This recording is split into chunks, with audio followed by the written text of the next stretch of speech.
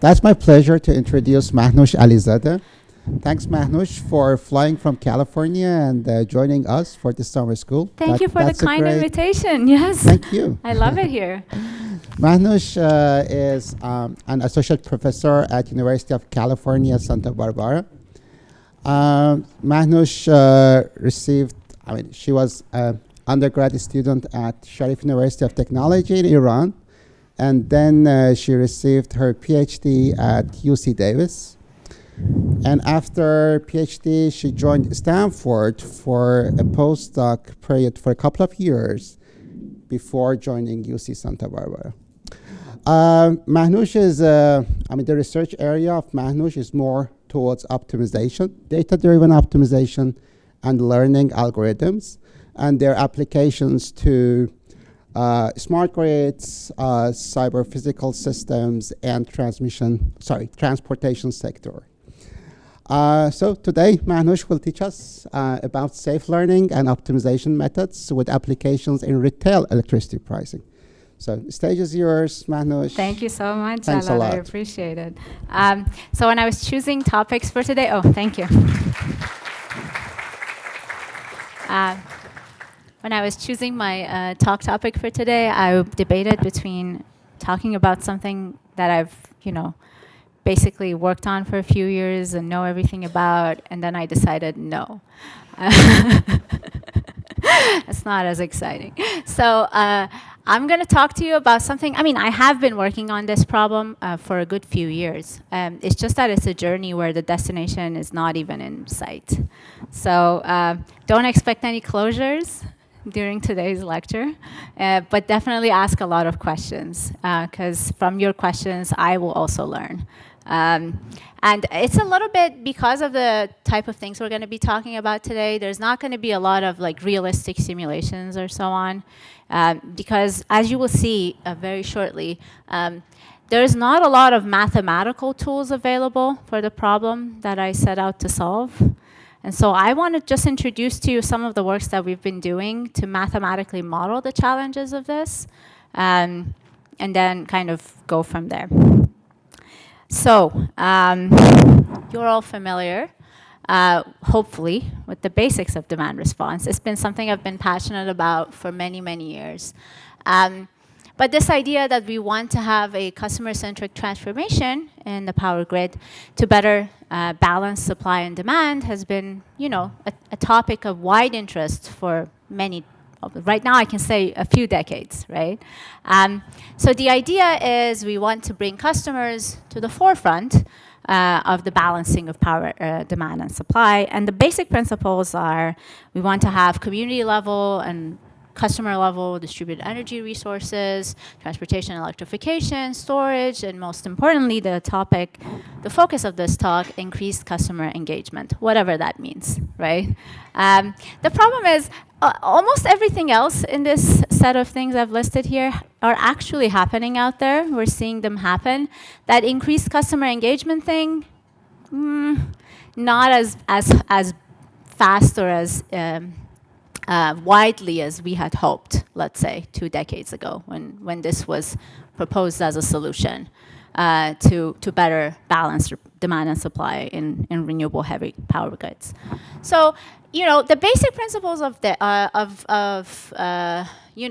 wanting to have customers take a bolder role in the power system are there. There is the Internet of Things, is the technology for Internet of Things is there, smart appliances, smart meters, home energy management systems. People have built them. There are companies that built them, right?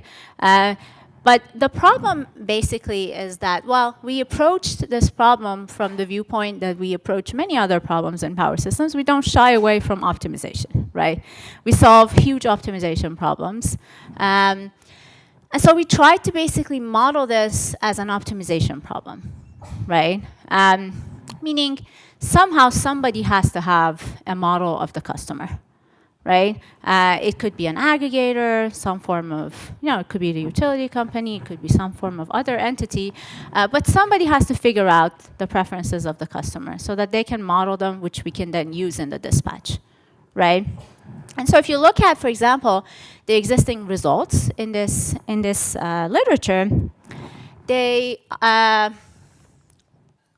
I have one slide here, which is basically saying why is demand, why is it that we couldn't just simply borrow from another literature for demand management in the power system? Because there's many other areas, right, where demand is being managed through some form of pricing and everything. And I hope that this is obvious to all of you, right?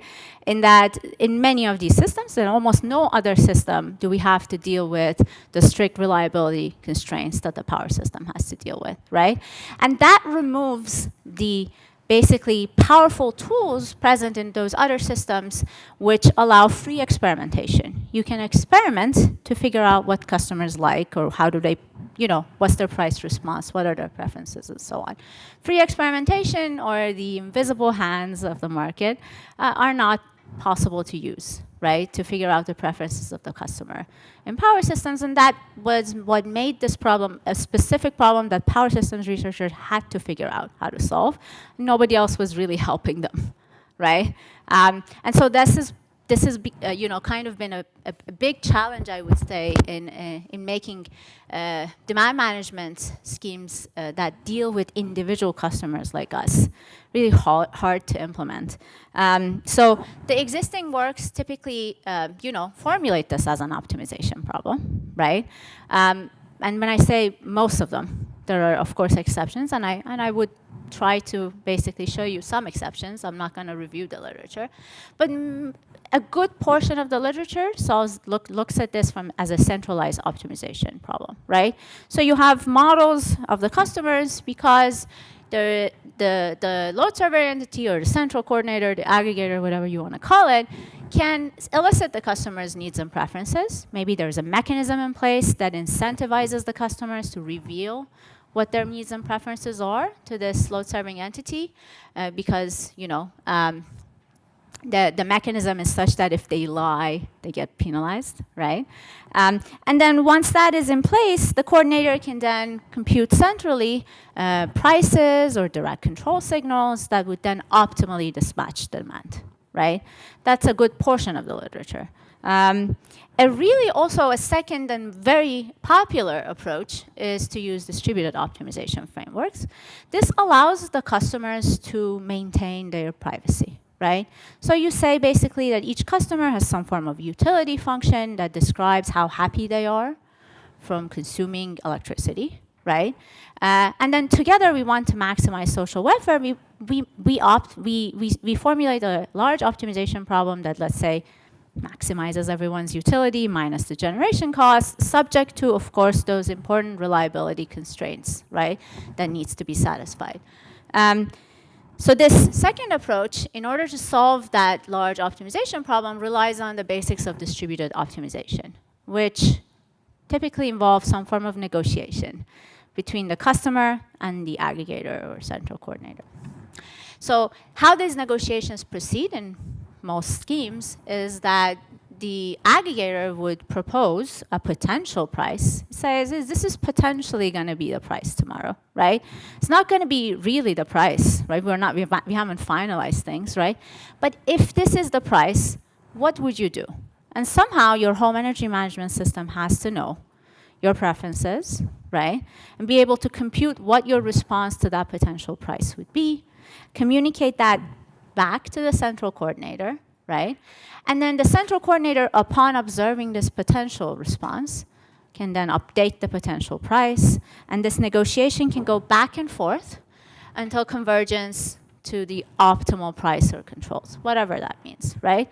So the tools that typically are involved here are either game theoretic or based on distributed optimization, and you either try to converge to the solution of some large optimization problem or to the Nash equilibrium of some game, right? So these are very, very popular in the literature, right? So I would say this is sort of the move away from centralized that allows perhaps customers to keep their privacy, not having to reveal everything, their preferences on what they're doing in their home and so on, to the aggregator. But you know, hopefully you guys know that this is probably very hard to implement in the real world. Of course, the two design approaches I showed you can be mix and match. There could be a hierarchical solution, right? But generally, somebody has to have a model of the customer, right? Or there has to be some form of negotiation in place. This is sort of the optimization view of this problem, right? There have been successful implementations of both methods, for sure, in the literature, at least in small-scale trials. You probably have heard of many such implementations in the centralized scheme. One that perhaps, I don't know how many people know, but was very famous in the US, for example, was this idea of basically pricing based on this distributed markets. It's called transactive energy. It was successfully implemented also. It was demonstrated that these things could be done. However, they're very hard to scale, right? They're hard to scale, and they require significant customer buy-in and utility or aggregator buy-in, right? And so you really don't see many of these programs widely available, at least where I live, right? And so what has happened, though, is over the past few years, people are saying, well, let's go back to basics and think, what if we don't look at this from an optimization perspective, right? Well, there's still, of course, optimizations to be solved, right? But let's not assume that we have a model of the customers or that they're willing to engage in these complex negotiations with us. What if we kind of remove the uplink from the customers to the retailer or the aggregator? I'm sorry, I'm not being consistent in the use of words I use for this entity in charge of managing the demand use. This confusion is not just for me. Okay, so we want to basically say, no talking to the customers. We're not going to talk to you in real time, right? Every day, we're just going to try an intervention, and it's a learning-based scheme. We call this a modified approach here for some reason. So we're not going to ask you about your preferences. We're not going to negotiate with you. We're just going to every day try something out, right? And see what you do. And from that, learn about your preferences, right? What is the problem with this? This is a very, very highly popular method in almost any other market where you deal with customers, right?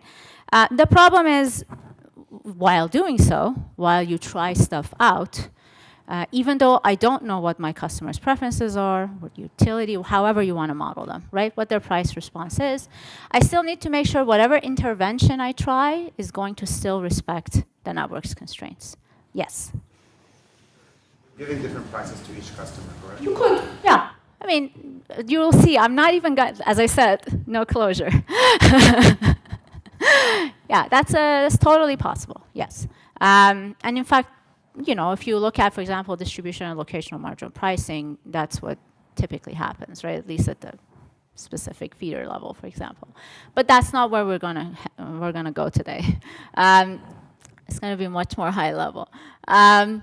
So, however, right? So I got interested in this problem 5 years ago, and I was like, there should be some tool out there for me to learn about customers' preferences while satisfying, you know, constraints. Meanwhile, as I'm doing so, and it turned out there wasn't. Okay, so I started working on this, not from the viewpoint of, let's say, demand response, because demand response is just a very, very complicated optimization problem, right? I went basically back to basics and said, well, let's develop a tool where you learn about customers' preferences, very basic models, and yet, while doing so, you don't violate a set of constraints ever, right? And I'll show you some formulations. I'll show you only one formulation today. I have 5 of those available, different ways, yes. Can you explain a little bit more why the network constraints are actually important here? Because I assume that these are individual consumers, so okay, the aggregator is sending some signal and see whether they can respond. Mm-hmm. But if he doesn't send some signal, they can respond either though or do something that is unpredictable, and the network still has to kind of, react, right? So okay, aggregator is sending the signal. If they respond in some other way than predicted, okay, let's buy more or less power in some real-time market, right? Let me give you an example. Let's think about, let's say, let's say you imagine a distribution network where a bunch of people have electric vehicles, right? And they're doing something right now, whatever the status quo is, right? And that's based on the current time of use rates that they have, right? And that's not violating the distribution system constraint. But let's say I put a data-driven method, right, to try to figure out what's the best price I should send to these people so that, and I don't know how they're going to respond. I don't know what happens when I send that price out, what each of these customers are going to do, right? I'll send the price out and I'll see what happens, right? But when I do it, let's say the data-driven method that I take off the shelf is going to suggest that in order to learn as fast as you want, as fast as possible about the customer's preferences, send this outrageous price where the price is very low at 6 p.m., right? Everybody will start charging their electric vehicle at the same time. That is a problem, right? Does that answer your question? Yeah, so it's more about the process. Like we want to do it fast, so we have to put this Yes, you will see basically the fact that we need to figure out the customer's preferences as fast as possible in a data-driven fashion is going to give rise to basically the use of algorithms that are not trained, that they push people to the extreme to figure out what their preferences are, and in doing so, they could violate constraints that are normally not violated because, you know, people are doing very normal things, going about their day and so on. So the fact that when you go towards use of data-driven methods, typically if you don't consider these safety constraints, you could do really weird things. Other questions? All right, cool. So, yeah, as I was mentioning, learning customer preferences quickly from data is not new. You all have probably, at least if you don't have a Netflix account, you probably have used it, right? And so you know that Netflix does this, right? It very quickly figures out what preferences you have and what sort of movies you like, right? It's just through a few queries that it figures out what you prefer, and then it kind of generalizes that to other movies, right?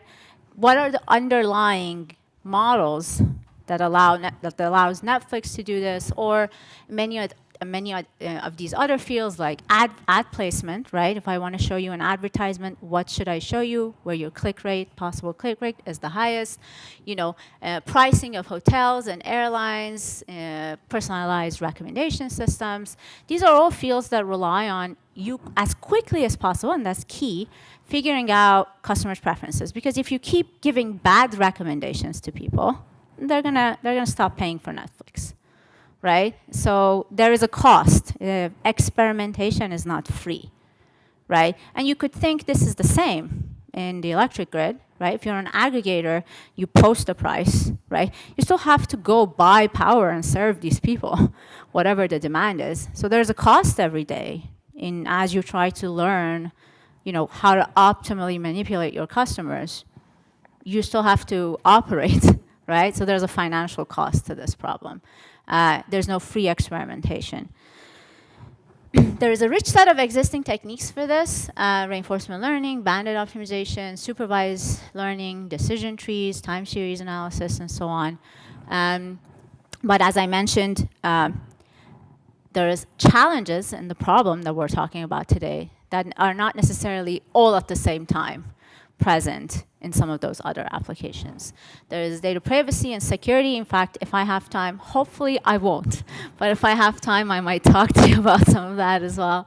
The fact that you have no digital twin for customers in an electric distribution network is key to not allowing us to use many of those sort of techniques I just showed you, right?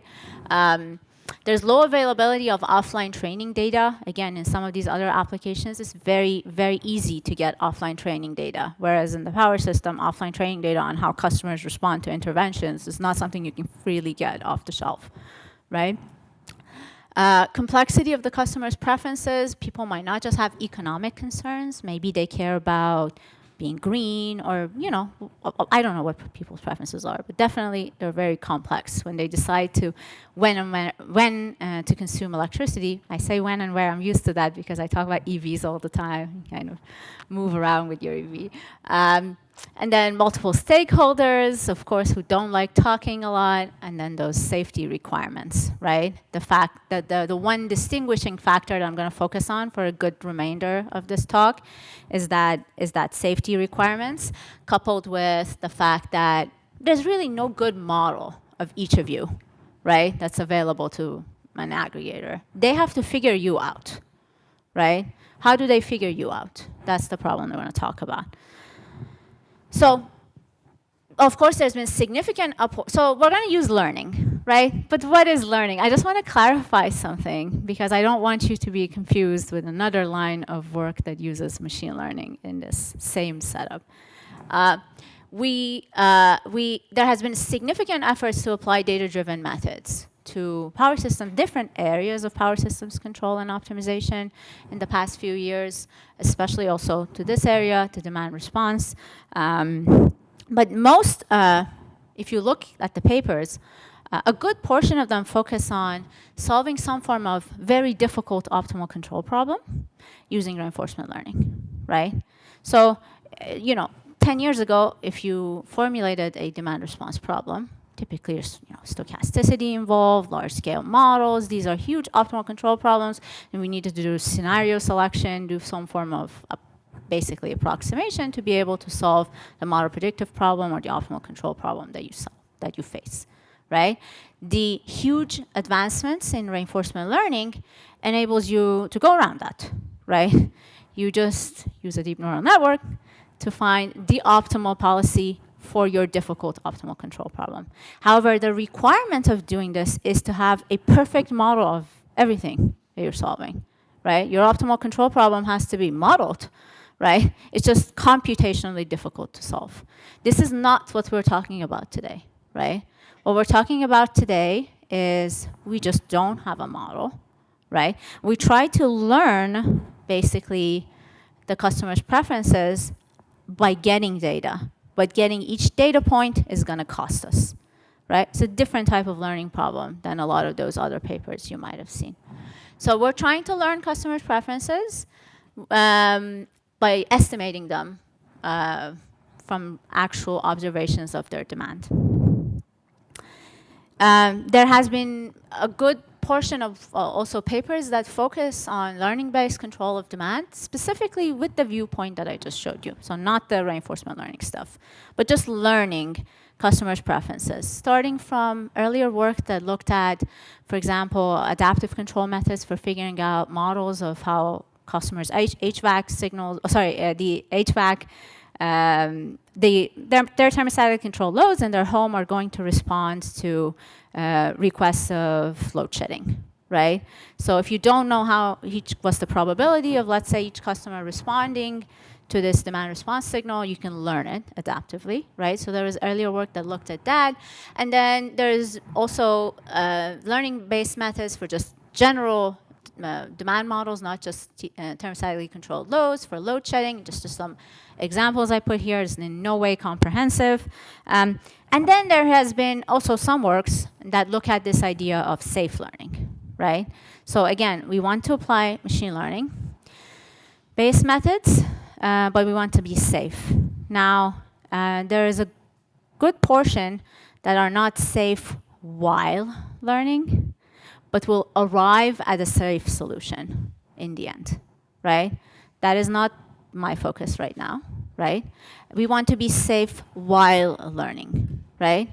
So there has been also some papers that do that, right? So they try to stay safe, meaning don't violate network constraints, while probing customers, right? So that's the realm we're going to stay in.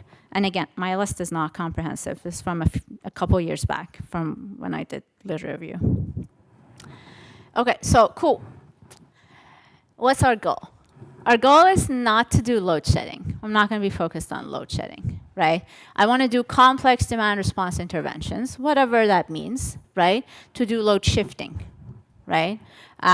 So I give these pricing-based interventions as examples because they're just easier to illustrate. Of course, there is downsides of talking about pricing, because prices usually come out of markets. So who allows you to set a certain price? What are the set of allowable prices? What are the regulations and so on? Absolutely not going to talk about it. We're not there yet. Okay, so I'm just going to look at the pricing signal, the 24-hour prices you can send to customers as some form of control that I have available. And let's say somebody has approved that I'm allowed to send customers these set of prices, right? But I just don't know how customers are going to respond, right? Each customer can respond differently. So imagine you're the retailer, or whatever you want to call this person, and they have no price response model or no digital twin for the customers. They just have to learn. They want to use dynamic pricing, let's say like the one I just showed you. But if you see here, there's like a very subtle difference that I've just introduced, which is you can never hope to solve such optimization problems on a single day. Your performance can never be measured over what you learn in one day. I try something, I observe something, right? That can in no way or form, tell me whether my algorithm is good or bad, right? You have to look at what happens after a certain amount of time, let's say 365 days, right, of me trying this algorithm, whatever you have it, whatever you call it. And our goal is to minimize not just the daily cost of the retailer on day one, but to minimize their daily cost over the following 365 days, right? So hopefully that makes sense. Any questions? Yes. I ask, test, okay. I asked this, and most likely you will say you're not sure, or you're gonna get to it. So Yeah. I'm gonna ask it anyways. Go ahead. There's really no like global minimum, or there's not even a minimum, because you wouldn't know if you reached the minimum or not. So Absolutely not. Yeah. okay, just making sure. Yeah. Who's you? The retailer, yeah. I mean, there's no way of knowing. But as long as you adopt a good algorithm that generally works, right? Whatever the customer's preferences are, then what happens is, as I will show you today, you can have performance guarantees on how good the performance of these algorithms are. And I haven't yet told you how I measure performance, right? Yes.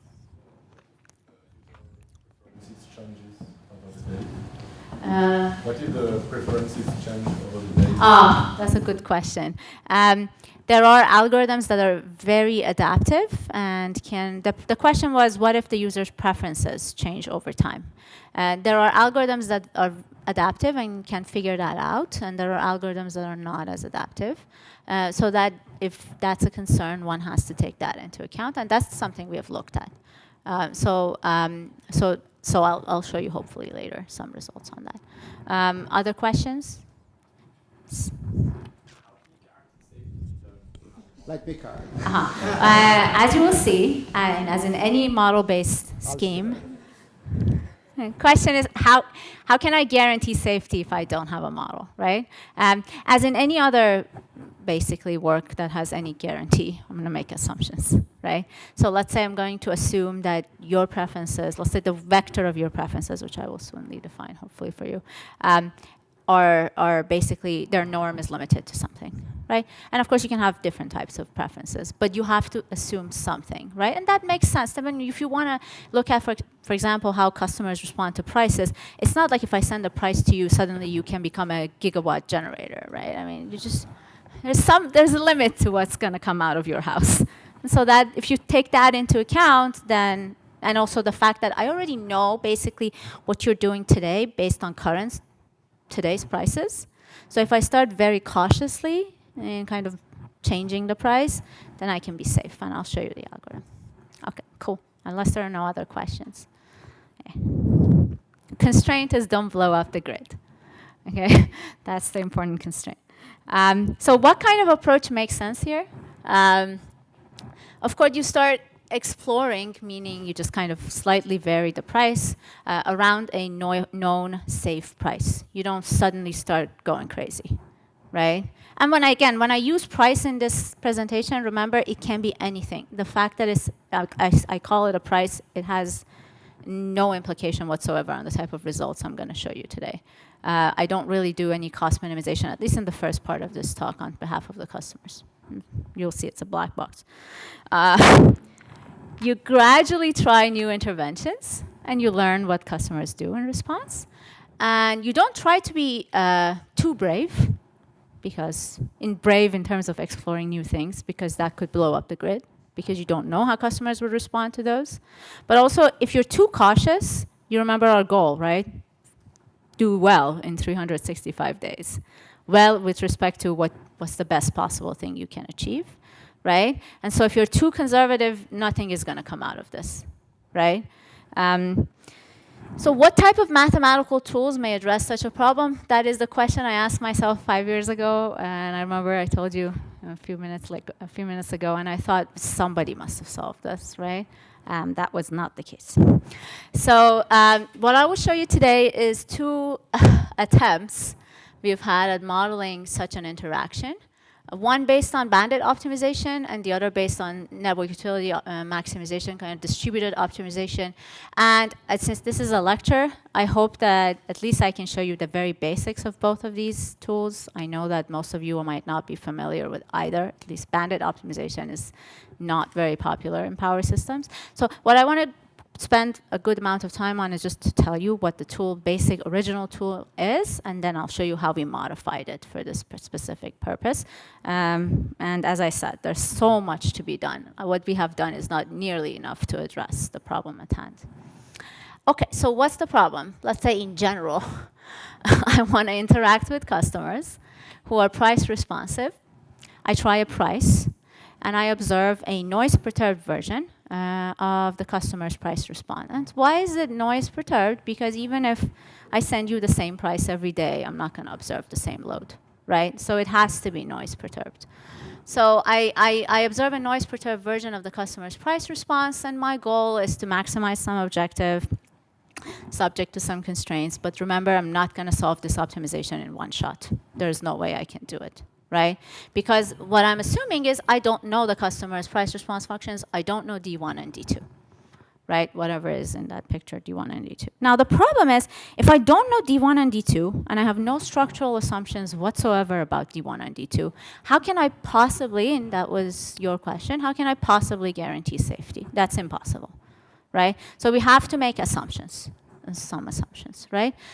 So the assumption that I will make in the first part of this talk, the structural assumption I will make, is that I will do what is very common in parametric bandit formulations and say all my uncertainty about the customer's price response is summarized by some parameter vector theta 1 for customer 1, for each customer theta I, which is not known, right? So this is basically thinking, well, if I have to learn a function, if I assume it can be any function, whereas I assume it can be a polynomial of degree 4, right? So I'm limiting myself, of course, in the type of price response I'm allowing customers to have. You will see I'm not going to go with the polynomials of degree 4. That makes no sense, right?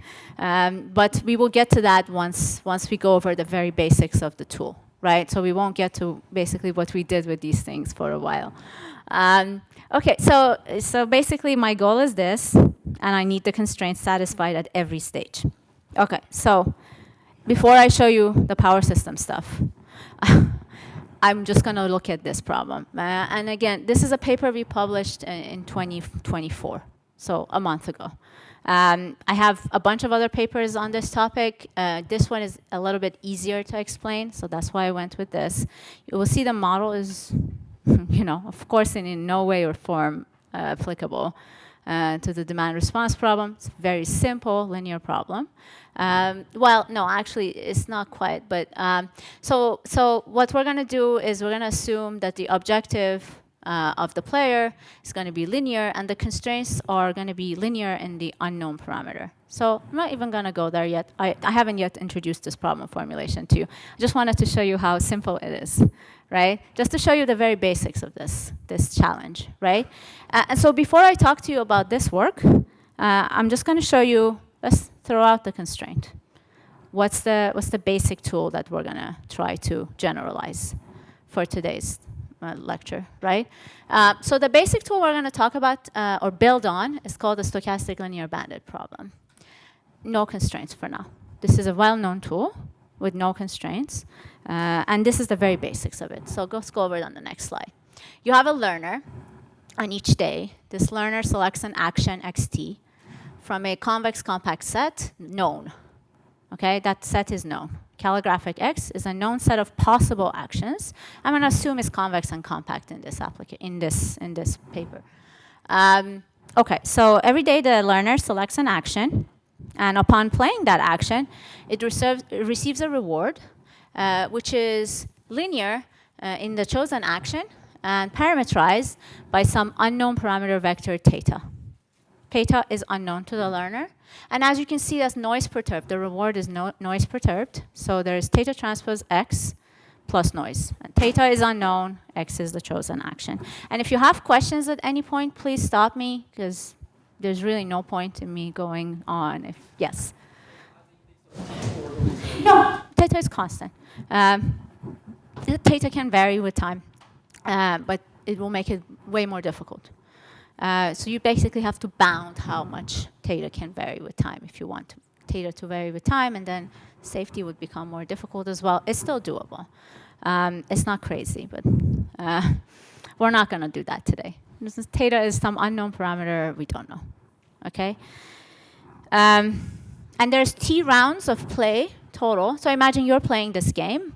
At every round, you're receiving a reward YT, and you are allowed to play this game T rounds. So what is your goal? A very good sort of way of characterizing how good your algorithm is through this concept called regret.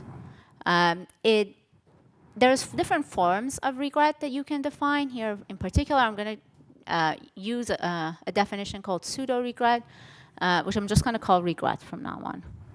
And what it is the sum of your average reward shortfall on each day from not knowing theta. So if you knew theta, let's say if you knew theta, you would have solved,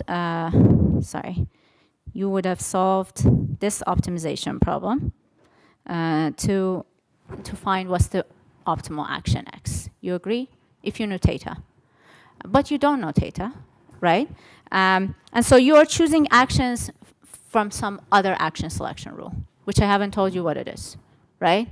But whatever it is resulting, and this is your average, well, not that one, but this is your average or expected reward on each day T.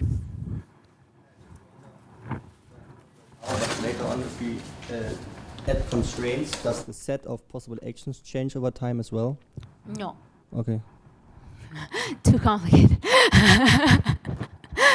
Oh, sorry that I'm scaring you away from this. But it's a good lesson, right? Hopefully, in terms of if this was a lesson, that these are, if you want safety, this is a difficult problem.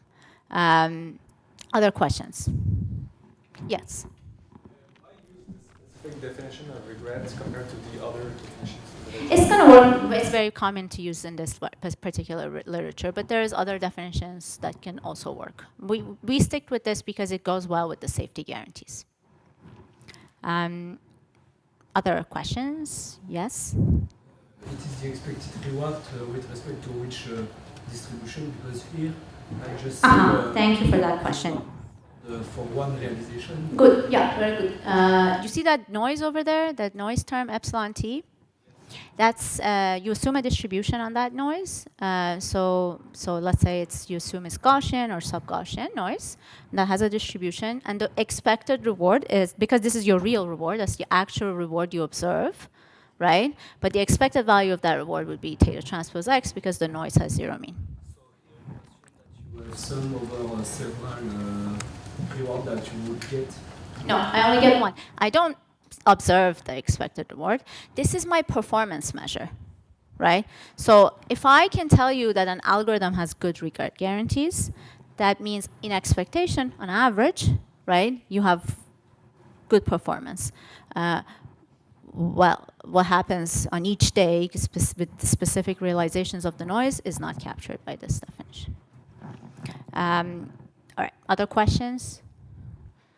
All right, cool. So is the definition of regret clear to everybody? What's best that can be achieved if you knew the parameter, which is unknown, minus what you achieve with whatever algorithm you propose, right? And you try, typically it's not something you try to minimize, right? Well, you try to minimize, but the problem is if you really want to solve for the optimal actions, what are the optimal actions one should select, right?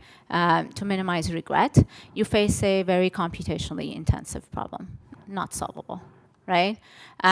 So what instead is done in the literature is to propose heuristics, okay, that have accompanying regret guarantees. So you have guarantees on how fast regret grows for this heuristic, right? Does that make sense? Hopefully, yes, good.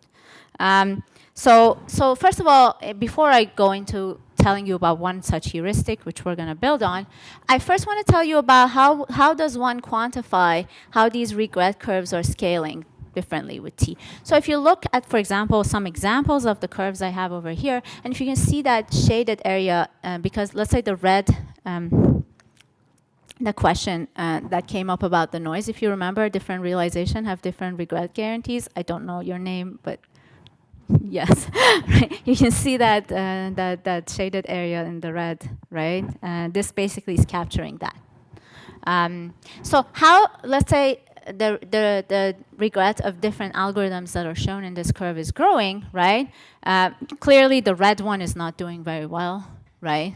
And the green and the blue are figuring things out, right? Because if you don't figure out the customer's preferences, your regret will keep growing because you will never get close to the optimal action. Remember, your regret will stop growing linearly if you start taking actions which are close to the optimal action. Otherwise, you will keep adding linearly to this regret curve. So how does one basically quantify how these regret curves scale differently with T? It's through these order-wise bounds for the regret, which how many people have seen? 0, 1, Ben. Okay. Ben was my visitor for 6 months, so I'm glad that he has seen it. Okay, so then I have this function, which grows with time, right? And I want to bound how fast this function is growing with time, right? So typically how this is done is through order-wise bounds, this use of the big O notation, which basically represents an upper limit on the growth rate of the function over time, right? So some constant, some times some order. So order T, order log T, order square root T. These are upper bounds on how fast your regret is scaling with time, right? So order T, that means your regret is growing linearly with time, some constant time T. That's not good. That means you're not figuring out what the customers are doing, right?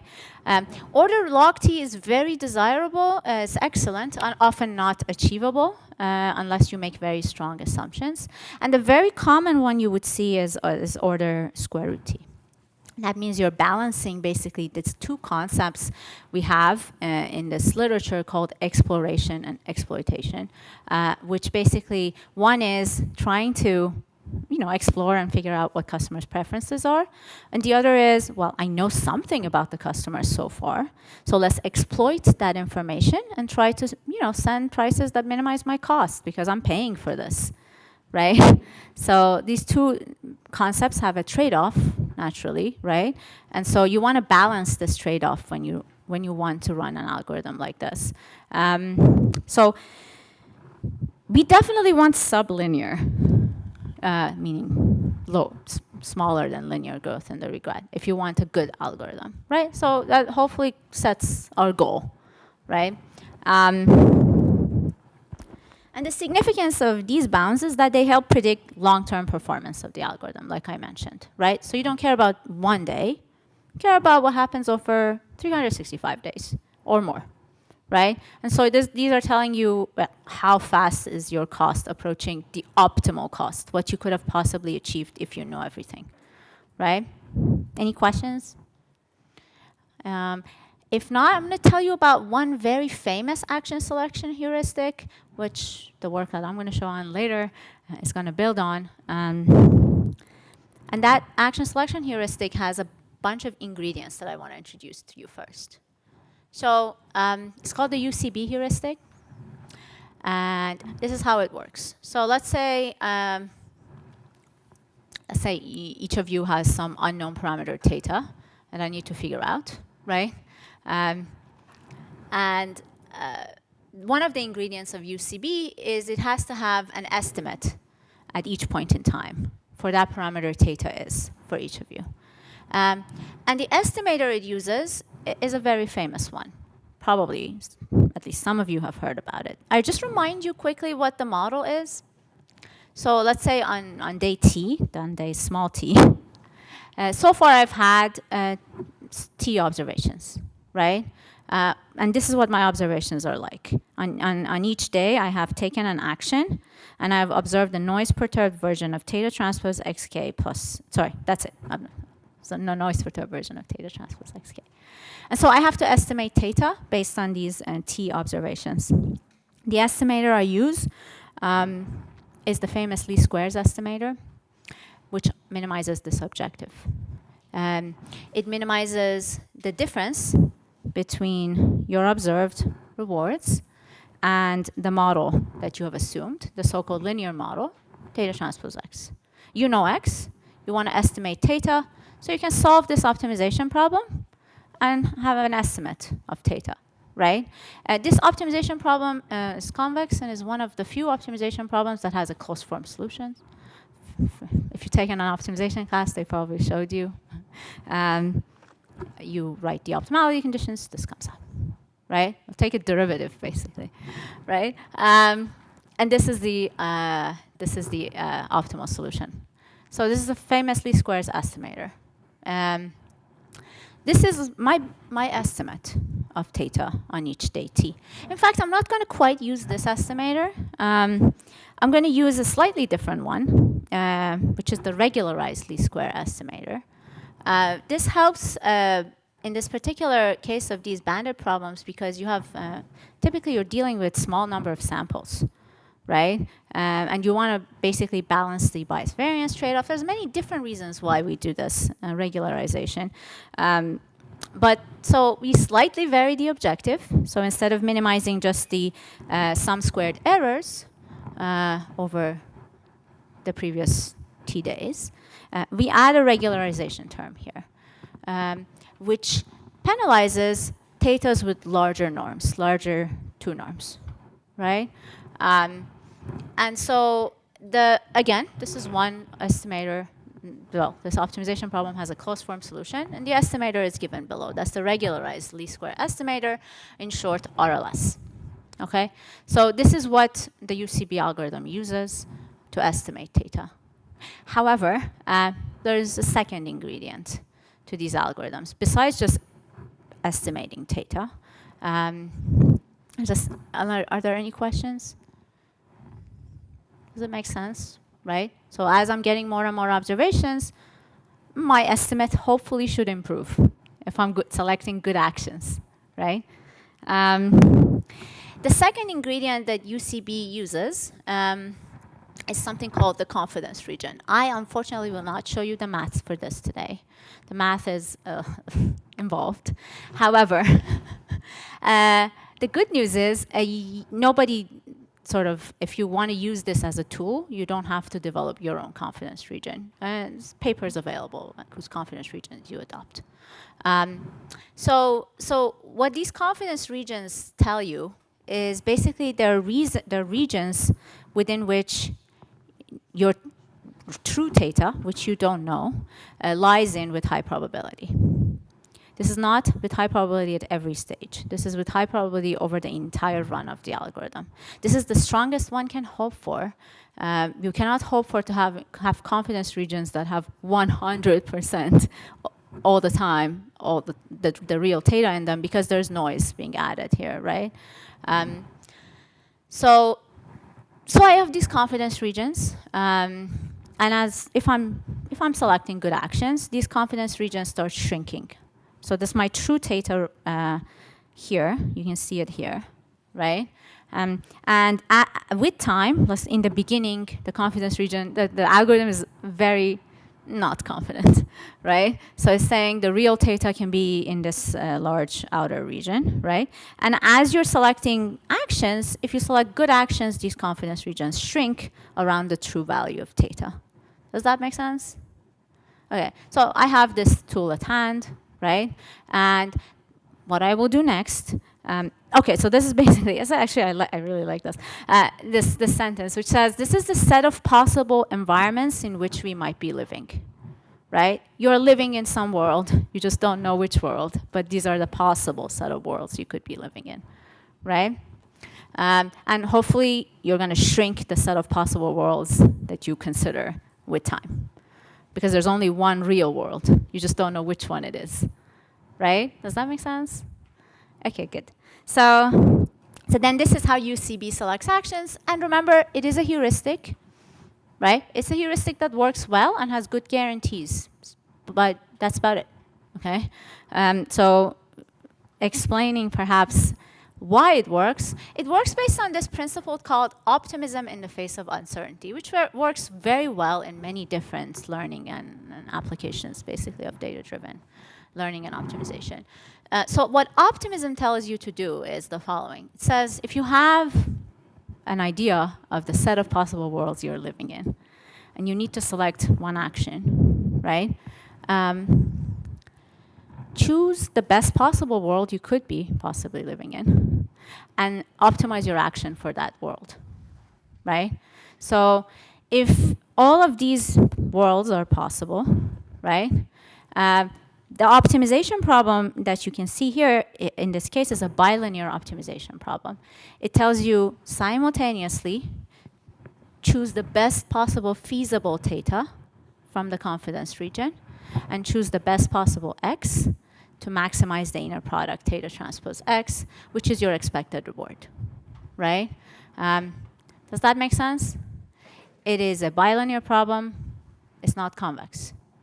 Okay, and that is one issue with this heuristic, which makes it, as you can see very shortly, not very easily applicable to the demand response application, because we don't want extra difficulty in dealing with non-convexities, let's say, in the power system, right?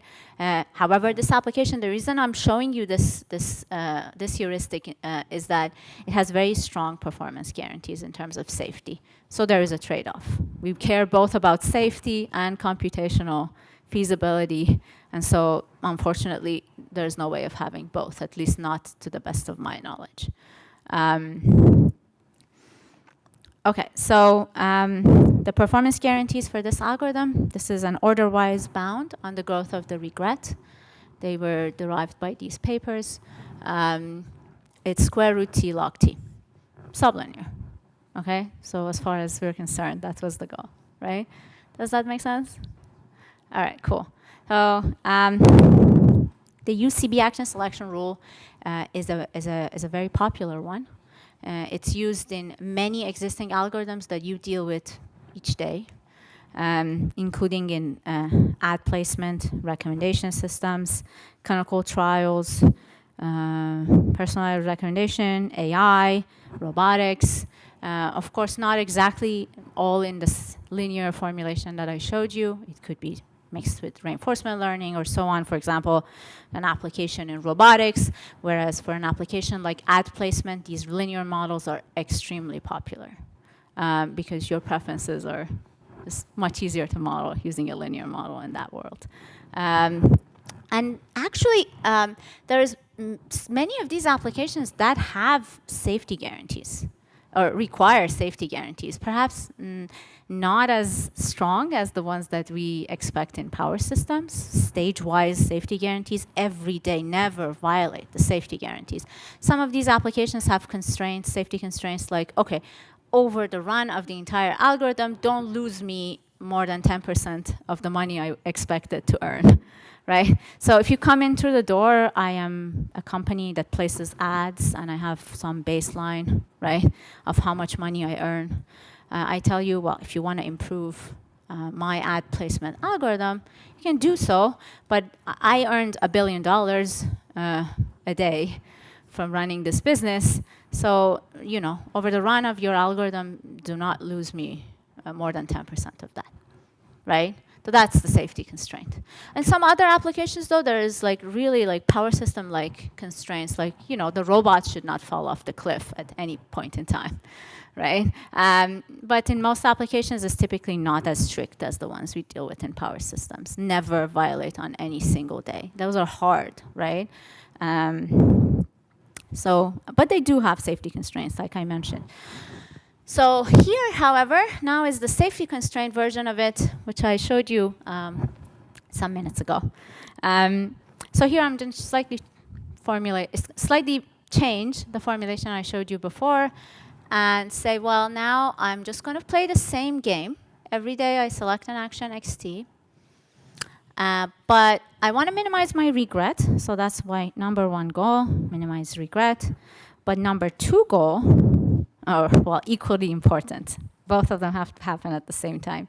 I don't want to violate this set of constraints. And A right here is unknown. I don't know A. I want AXT to be in some convex set G. This is a convex set. And I don't want this constraint violated ever. Okay? And because I'm allowing A to be, so there's 2 unknowns here, A and theta. They can be the same. That's no problem. I'm allowing them to be different, but they can be totally the same because typically it's the same customer that's appearing in the objective and the constraint, right? Yes. You do not violate this. I'll show you. It's basically using the same things I just showed you. I'll show you. The idea of never, as you will see very shortly, is a little bit looser. It's never can never high probability over the run of the algorithm. Yes, that's the strongest guarantee you can hope for with sub-Gaussian noise, right? This is not stage-wise. It's not probabilistic, like every day 10% probability of violation. This is saying set some parameter, let's say 99%, say from day 1 to day 365, there's only probability of 1% that on any day I will violate the constraints. However, if you don't want that, then what you would have to do is basically you'd have to look at properties of the noise and tighten the constraints, right?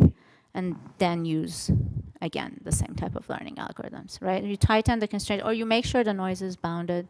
So just some form of robustification, basically, to make sure that your constraints are not violated. But the alternative is to have reserves, right, in the case of power systems, for example. Are there any other questions? OK, cool. So in order to do what I promised, I have to use the same type of confidence regions that I showed you previously, right? So I showed you these confidence regions in which my unknown parameters lie in with high probability, right? I formed the same sort of confidence regions for the unknown parameters here. So if this is the hyperplane theta transpose x, this is just another way of visualizing what I showed you before. This green surface right here is my upper limit of how big theta transpose x can be for all the possible thetas. And this red one is my lower limit. I call it the upper and lower confidence bounds for theta transpose x. And if you remember how UCB works, it maximizes the upper confidence bound, right? So it says, find the best possible worlds in which my reward is the highest, right? And select the x that maximizes that, right? Which is why I told you before in response to a question, which is why these algorithms tend to push you to the limit, right? And so that's not desirable if you have safety constraints, right? So I don't want you to remember this math. It is in no way necessary. However, I do want you to remember that I showed you this green surface, which I cannot just simply maximize because I have constraints that should never be violated. So if you have to maximize this upper confidence bound, but you don't want your constraints to be violated, the first thing you could think of is the following. Well, I also have confidence bounds on the constraint. I'm getting noisy observations also of the constraint. I'm going to form the same type of regions for the constraint. So remember, this is my constraint. I don't know A, but I want every single day to satisfy this constraint, right? However, I do have a confidence region on A. This is my confidence region, the gray one. Sorry, no, that's not it. That's not it. I'm not displaying the confidence region. I take it back. The gray one is the set A, X, T in G, unknown. That's the gray region is unknown, right? However, I have a set of likely values for A. I'm saying I have some scenarios for what A can be. So far, I have developed those, right? Those are my confidence regions. So I can form two approximations of this set, right? I don't know the real set, the gray one, but I'm showing you here two approximations, one outer approximation and one inner approximation. What the inner approximation is, well, let's start with the outer approximation. The outer approximation is the set of all actions that are safe, meaning they satisfy this constraint, for some likely value of A. So you have 500 different values for A that are possible. If 1x satisfies A, X, T, and G for any of those 500, you put it in the optimistic set.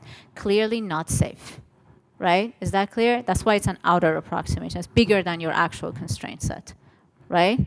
The second one, and the red one right here, the orange, red, whatever, I'm jet lagged, is the set of x's, the actions, that satisfy the constraint for all possible values of A. So that's pessimistic, right? The outer approximation is optimistic. The inner approximation is pessimistic, right? Okay, so if you want to be optimistic in maximizing your reward, but always safe, you might think, okay, I select my actions from the inner approximation. This is safe, right? It's guaranteed to be safe with a good probability, right? And I maximize the green surface, which I showed you on the previous slide. That's optimistic in terms of the reward. This is not going to work. It will fail. And the reason it will fail is it's not optimistic. It doesn't expand this red region quickly to figure out the optimal action. So the algorithm I'm going to show you on the next slide does something else. It constructs both of these sets, okay? Both the optimistic and pessimistic sets. Remember, the actions in the optimistic set are not necessarily safe. They don't necessarily fall within the gray region, which is unknown, right? Oops, sorry. Okay, so it constructs them. What? Sorry. Then this is the same bilinear maximization problem, by the way, because I already maximized with respect to theta to get the green surface. And so I'm just now maximizing over action. But this is the same bilinear maximization problem for the UCB that I showed you previously. So I choose the action X that maximizes the green surface over the optimistic region, over this set. However, that might get me to select this action, right? And this action is not safe, right? And so what do I do next? I scale this action back linearly. Just connect that action to the origin, scale it back, so that it falls within the red region. So I didn't originally select my actions from the red region. I selected them from an optimistic outer approximation, right? And then I scaled it back. Basically, this is like somebody standing there and say, we should go in that direction, but that person is really optimistic, right? And there's somebody else who is like super pessimistic and be like, no, just come back, right? That is different from having the pessimistic person be your leader, right? It's two different things. The pessimistic person is just holding the optimistic person back, as opposed to telling you which direction to go. And so this works. We call this approach directional optimism. It has good regret guarantees. It's actually order-wise the same as, I know, there's a lot of things here that I'm, but order-wise the same as the UCB algorithm. It has this new constant, R max. I'm going to show you what that is over the next slide. But the guarantee is it achieves this regret, and it's safe with high probability over the run of the algorithm. Yes? Why I get the direction, but the magnitude of bringing it back all the way to the pessimism instead of like plus epsilon or something like that. Why do you bring it down all the way? How do I know it's safe if I don't do that? Anything less than... I don't know the grade. That's a great question. Thanks for asking. I don't know this. I don't know this. Less than x hat t in the blue? If I had been here, that would have been safe. I just don't know it, right? I don't know that that action is going to be safe. So in order to make sure that it's safe, I scale it back. Yeah, thanks for the question. Other questions? Yes? How do you ensure that the blue curve, the blue set is unsafe and the red set is safe? I saw the definition, to be honest. So let's say that A was unknown, right? But let's say you know that it can take 3 values. Let's say it can take 3 values. Those are the likely values. In reality, this was a continuous set, but let's give this example, right? The blue set says if A1x form the following sets.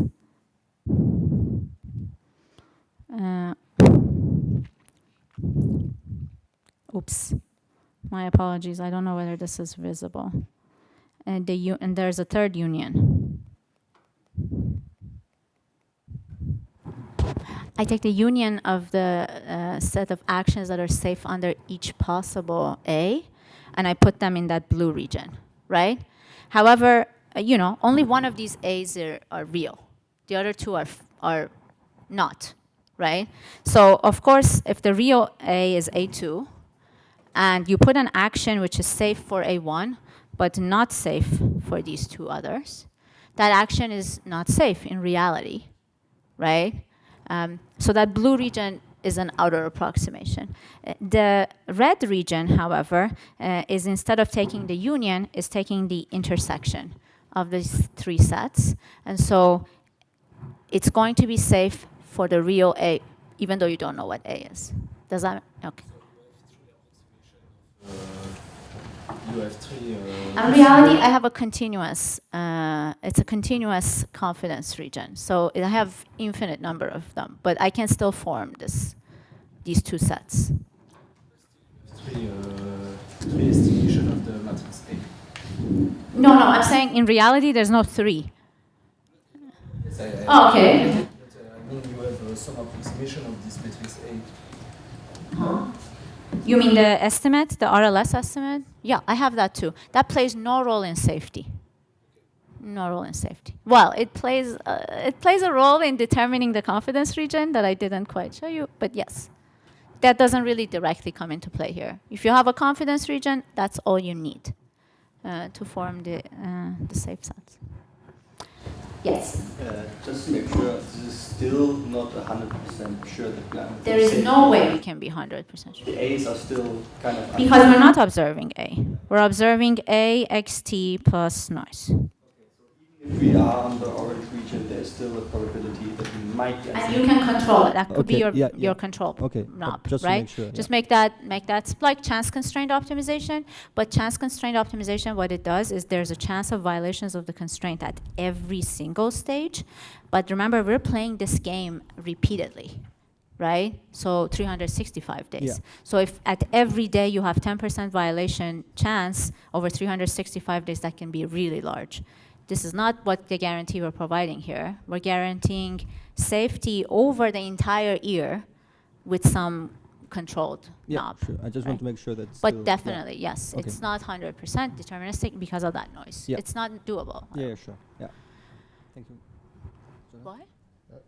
Oh, break? Okay, yes. Well, let me finish this. I had hoped to show you some power system relevant stuff. But I will do that after the break. But I want to say something. It's really been nice, sort of, for me to think about this recently, but I don't really have a lot of results to show you. But that how difficult it is to learn in these applications, to learn safely, depends on the shape of the constraint. So if you want to learn safely in this constraint set, it's difficult because you have some uncertainty about what's the outcome of each action. And so remember, you have an uncertainty region about what's the outcome of each action, right? So such a constraint set is not going to allow you a lot of room to play, to be brave, right? It forces you to be more conservative. So how does that kind of translate to constraints like, power flow constraints? Not sure, but it's interesting. So, there is sort of takeaways from this theoretical part is we could do this safe bandit optimization problem. Can we handle non-convex constraints only if they can be written as a union of convex constraints? Can we do this for basically learning methods with temporal transitions, right, for reinforcement learning, Markov decision processes? The answer is probably yes, but I don't have the results. And then the impact of these constraint regularity on the hardness of the safe learning problem, like the distribution network constraints, I think it's interesting. I don't know. So why don't we take a break and come back, and then I'll show you how none of this works. And what we perhaps advocate for in power systems. Good, thanks. So I spoke a lot about things that are not relevant to power systems. Thank you very much. So let's go back to the problem we started with, right? And by the way, there was a reason I did this, right? I did this so that you guys see that if you want strong safety guarantees and you want performance guarantees and so on, it's a really difficult problem. It is not an easy problem, right?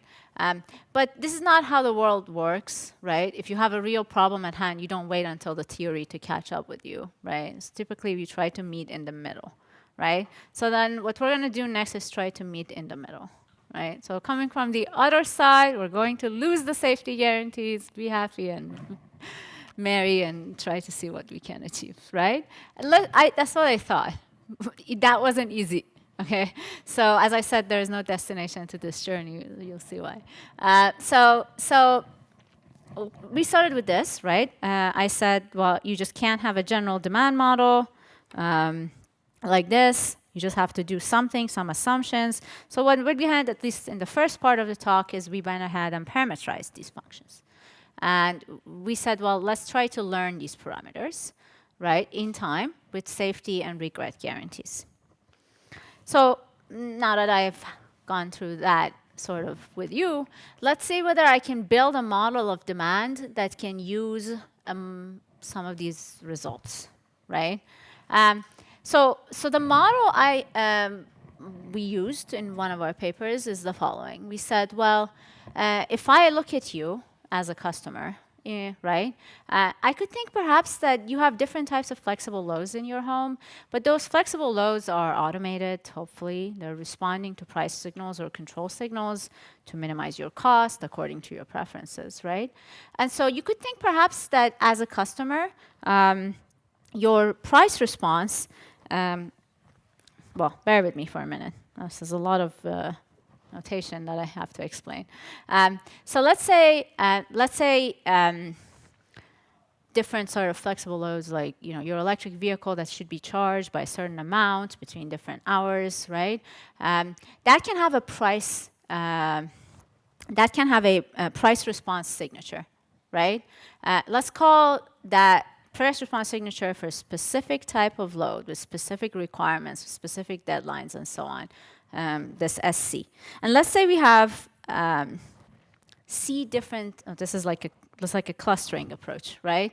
So let's say you have 100 different types of signatures, right? That combined together will characterize each customer, right? I'm not saying each customer will have only one of these signatures, but it can have a linear combination of these signatures, and that will explain the customer's price response. That makes sense. Hopefully, if you have questions, please ask now. Yes?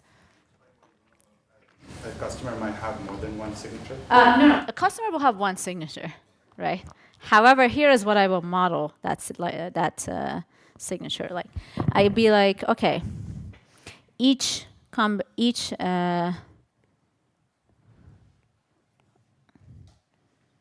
well, in response to a given P. So P is given. Let's say there is 100 types of different signatures. And I combine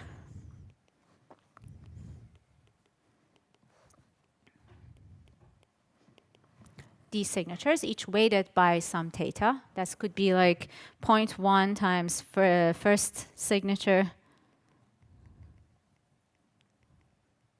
plus 0.2 times second. Hopefully that makes sense, right? So I don't know your weights, right? Remember, I had to parameterize your price response, right? And a price response is over, let's say, 24 hours, right? Or at least some few hours. The electricity price response is not hourly, right? Because you're going to shift load. Remember, the whole goal of us doing this was to not just do load shedding, right? Even load shedding has payback periods, right?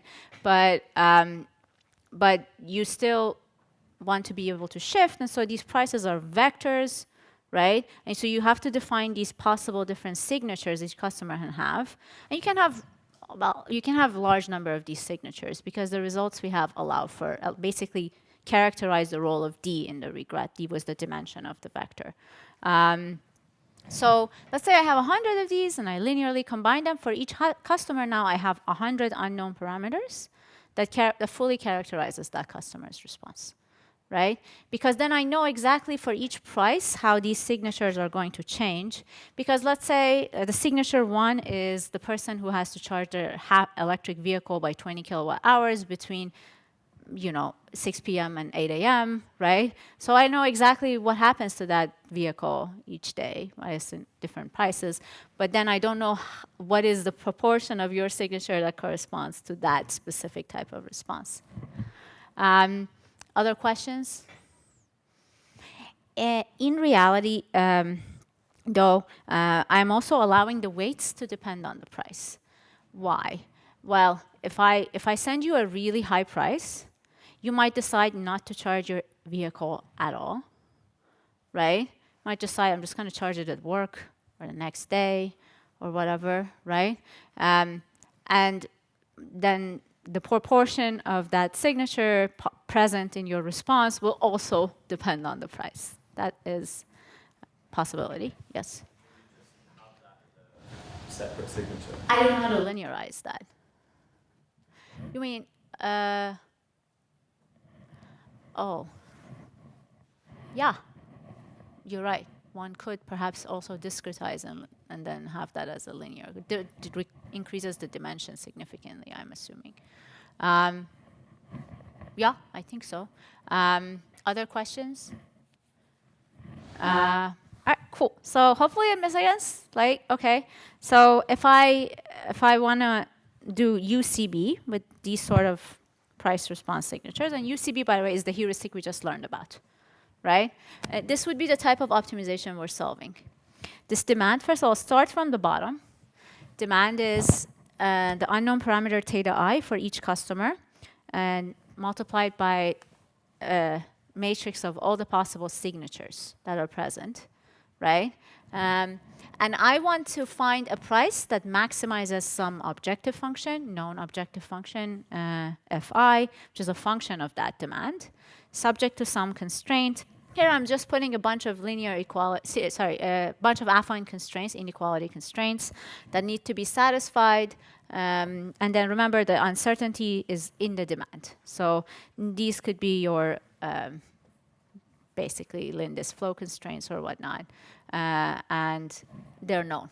The coefficients A, Ji, and Cj are known. The demand uncertain. However, we need to make sure the constraints are satisfied at every round, right? Hopefully, you guys see why I didn't start from this formulation, right? Should have been absolutely impossible. So we went with the linear the linear objective and affine constraint formulation. So you can see basically how a bandit heuristic can balance exploration and exploitation in a problem like this without me boring you with the extra notation that this problem has. However, we have applied UCB to this problem, and it works. However, it's a big however.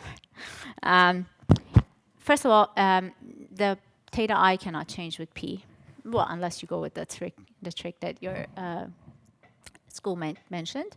And more importantly, you would need strong assumptions on the functions Fi, on the signatures Si, and the noise.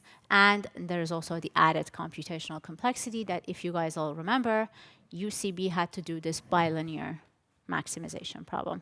Add that on top of the already complex optimization problem one typically has to solve, right? And it's not beautiful, right? Typically, you would have to resort to enumeration to solve these optimization problems. They become really dirty, right? And so, okay, so did I fail you all? Waste your time? No, I didn't. Okay.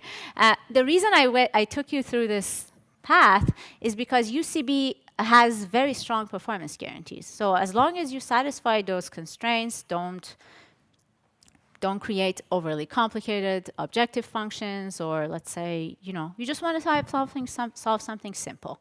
UCB works, right? In reality, however, you guys know, right? If you wanted to solve the real demand response problem, this is not enough, right? Every day, your objective function is different. There is, different market prices, different, wind and solar availability, customers' preferences change. Maybe today is a football game, everybody's home, something is happening, right? And so we really are not dealing with these static formulations that I have over here. So then what next? What can we do? Let's move exactly to the opposite side of the spectrum, where I'm going to show you that there is a second bandit heuristic with much, much looser safety guarantees that is proven to work very well in complicated bandit problems, okay? Much looser guarantees in the setups that I show you, okay? And not in the linear objective affine constraint setup. But unlike UCB, it actually generalizes quite well to these complex problems. However, it doesn't come with the strict safety guarantees that I just showed you for UCB. So please don't ask me what did we do with the safety guarantees. It's absolutely made up. Heuristic, right? It's more chance constraints than the strict safety guarantees I showed you in the previous round. So in order to show you what this heuristic is, I will tell you what it does in the same context as the same model I showed you, as opposed to showing you what it does in the complicated demand response application. It's just easier to see what it does in this case. So let's say I am solving the same, I'm playing the same game. Every day I'm choosing action xt, receiving a reward, which is theta transpose xt plus noise.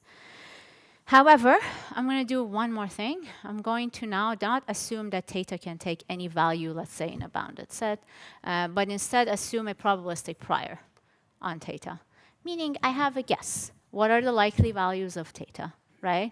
And let's say, for example, that probabilistic prior is normal.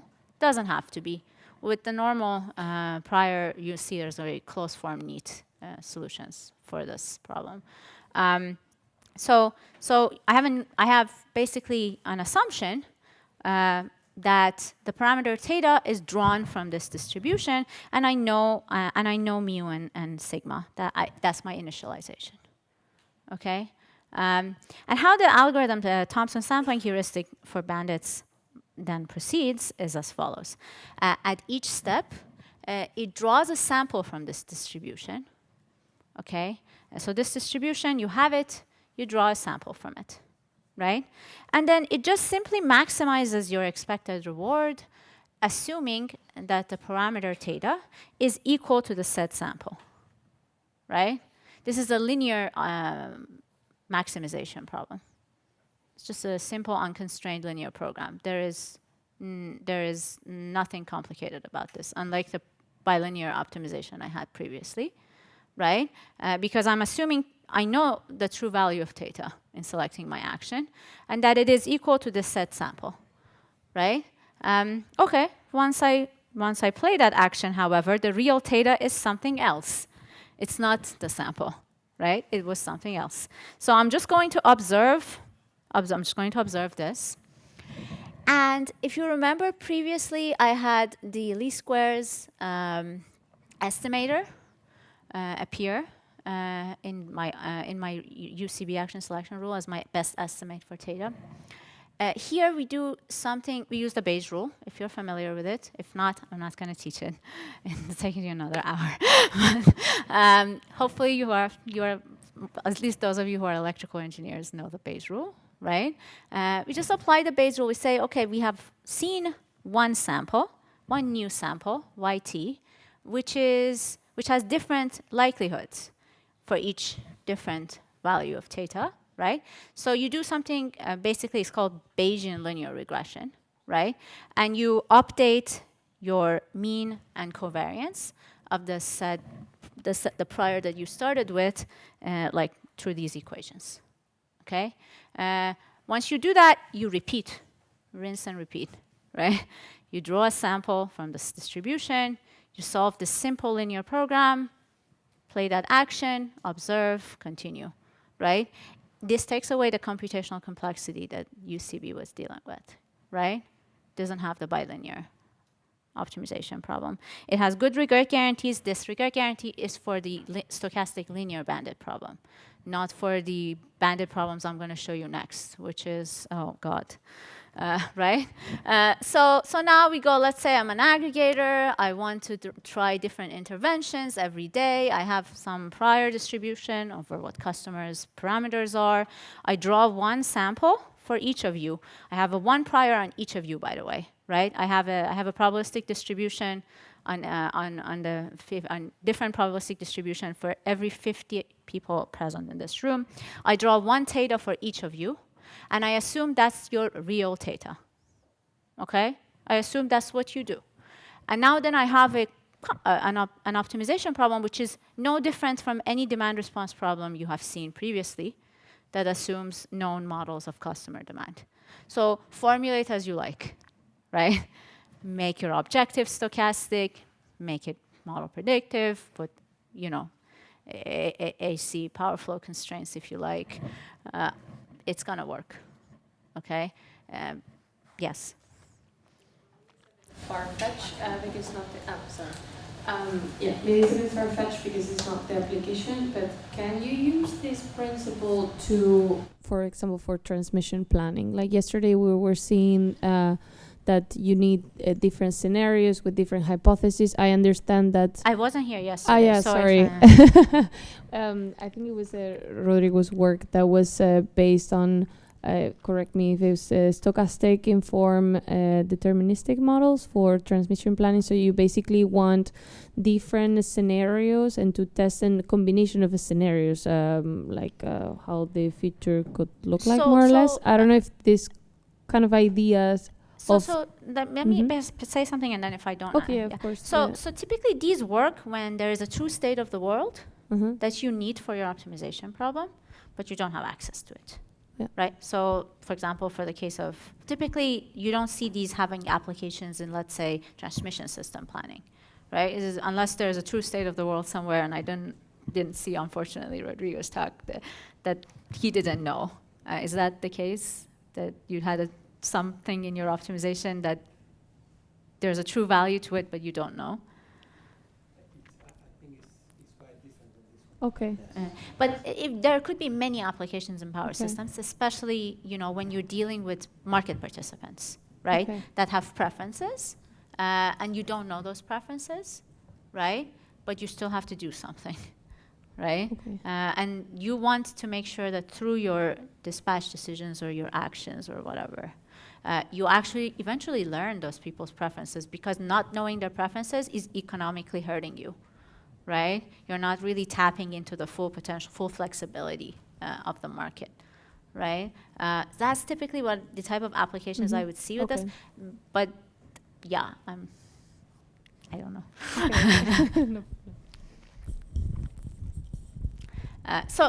So I don't know your parameters, right? But I start with some prior, some assumption about the distribution of those parameters. I could perhaps gain them from some surveys, right? I can run some surveys so that I start with a good prior, or I can start with something called the uninformed prior, meaning I assume all the possible parameters are equally likely for each of you, right? And then I start learning just from data, right? So I sample one data for each of you, then I solve whatever optimization problem you like to solve. I'm not going to tell you what optimization problem to solve, right? And then once your optimization problem, which no longer basically I took out the unknowns, I replaced the unknowns with the samples, right? It's going to spit out some action, right? Some recommended dispatch or some action. Go ahead and play that. Observe what the customers do, right? And then update the prior accordingly, right? That, of course, the only reason I say works very well is based on observations. Yes. Yes, thank you very much. See, the thing I told you not to ask. Yeah, so the safety is chance constraints. Okay, so it's no longer those strict guarantees we had based on confidence regions. And so let's say you start hopefully with a good prior, right, which gives you basically probabilities for each theta. Then you can form chance constraints into the optimization problem if you want to keep the safety, which is what we did, right? What we did, however, is in order to do this, we needed to go from, let's say, if you remember in the previous work, we allowed thetas to take a continuous set of values. Here, we had a very complicated model in this paper in particular. So we had to go from the continuous possible sets to discrete ones. But I think that probably can be improved. So this sort of heuristic, which I'm not going to show you, there's too many notations here, has perhaps very favorable performance in terms of numerically, right? Now, theoretical guarantees of regret are limited, and also for the same for safety. So the safety guarantee is chance constraints, stage-wise, and it depends on how good a prior you have, right? So basically, remember I told you I'm going to start from the two sides of the spectrum, and I'm not going to show you basically what's possible if you move along this spectrum. This was the reason, right? I really don't know what's the best approach for doing this, but there is clearly something to be done. You can't take a data-driven algorithm off the shelf, those algorithms developed for ad placement or whatnot, and apply them to this problem. So let's see basically, these are the chance constraints you can see here for the violation of the constraints. So the probability of violation of the constraint, 1%, gives you really high regret growth in the first few rounds, as you can see. Whereas if you allow basically safety violations at every round with probability 1, then you're right here. You kind of see the regret scaling with that parameter over here. This is the growth of the regret. If you remember, this was the performance metric we looked at in these algorithms. Here I'm showing you basically what's the difference between an unconstrained and a constrained learning framework. Let's say my goal is to get the load to be as close as possible to that target profile, which I'm showing here. I'm not varying this in this simulation over here. That's not necessary. You can vary it every day. You can change your objective function. You can have different, as long as you create enough variations to actually learn, that is sufficient. But here in this simple simulation I'm showing you here, the goal is to get the customers to match the target profile in blue. Okay? They're never exactly doing it because if you remember, there's noise, right? And so the actual observed load on each day is slightly different from the target profile, even after 395 days. The interesting thing I wanted to show you on this plot is the way unconstrained and constrained learning are trying to manipulate the customer's demand, right, to approach this target profile. The unconstrained learning algorithm is sending the customer's demand on day one. And this green line is my apparent power flow limit. Okay, so I never want to violate that green line. That is my safety constraint, and my objective is get as close as possible to the blue line, right? The unconstrained approach is approaching the target from top, right? Hence, in the first few rounds, it will definitely violate the safety constraints. It's too brave, right? Whereas the conservative, safe one would approach it from below, meaning it's posting really high prices, right? Because it doesn't know how customers respond. So it starts with posting high prices that don't get the demand to go higher than the green line and tries to approach the target from below.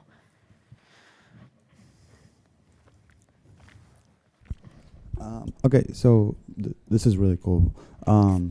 For the target load profile, let's say you're just fluctuating between two load profiles. Would you have to do 2 years worth of to see it? Absolutely not. Nothing should be needs to be static to use Thompson sampling. So you can have different target profiles every day, different customers. In fact, customers' parameters can change with time. And Thompson sampling will still work. It still takes some time to recover from the bad estimates it has, but it will work. Thompson sampling has great empirical performance. It's just that it doesn't have that beautiful safety guarantees that for example, UCB has. And so that there is a trade-off here in terms of what we give and get based on. So why I ask that? Different customers, I understand like that it changes, but if you were to have 365 different load profiles and you were to plot them, would you say that they overlap on the 365th day? Would you think that the results would look similar, where they're almost lined up almost perfectly? I don't think I fully understood the question. So you kept the load profile the same for the whole 365 days, right? I kept the target profile the same. Yeah. Yes. The target load profile you kept. And this is the same. aggregate profile of all customers. Okay. Yeah. And I have different customers. Yes, of course. Let's say you were to have 365 different target load profiles, and then you ran the same, you kept everything the same, kept the same customers and everything. Would, on the 365th day, would it line up the same way?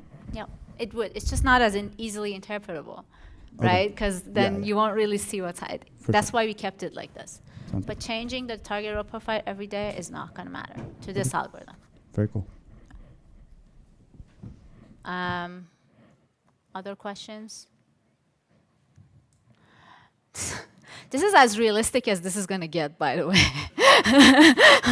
I know you guys are, seeing a lot of large optimizations problems here, but there's really no need for our algorithm to go there because it can work with anything. That's the claim, right? This algorithm can work with anything.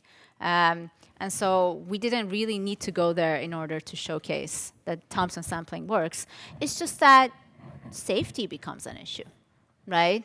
So one needs to be then able to characterize, let's say, some form of reliability margin, right? There needs to be some form of robustification done, right? Yes? I don't want to, thank you. Mahnoosh, first, really nice presentation. Thank you very much. Thank you.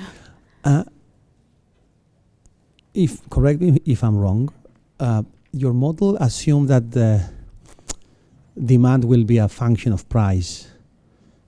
In reality, what happened is that, for example, temperature could be, quite significant. Can cause a quite significant effect on demand. Correct. So how you can capture that? Because right. otherwise you may get completely. I don't want to say completely wrong results, but well, I said it already. No, it's okay. Go ahead. But in the sense that demand is going to be a function of many other stuff, not only prices. So how you can actually yes. consider that? Mm-hmm. Yeah. So remember when I said whatever you did before, you can do with this, right? So there's two different sort of uncertainties you have, right? One is totally unmodeled uncertainty, which goes into noise, right? And the second type of uncertainty is because there's exogenous variables that are like temperature that are affecting the demand, which people have worked on characterizing, right? So basically, what you can do then is build that in, right? So let's say, remember I had a vector of different price response signatures, right? That said on this day, based on this price, these are the signatures I should expect. Should make that the signatures a function of the temperature. So in Bandit learning, we have something called contexts, which are basically external given variables, right? On each day they vary. They're different every day, but they affect the reward, right? So the basically signatures you're linearly combining with this unknown weights, they can change every day based on those contexts, as long as you have them, right? And you know a model of how the contexts affect the signatures. So I don't know if I can solve the temperature problem myself, but hopefully if someone else does, they can build this into their framework, right? From this, right? Absolutely, yeah. Somebody else learns the clusters of different price response signatures that, for example, models each customer. Some external variables are affecting this model, like, you know, temperature, the football game, whatever, right?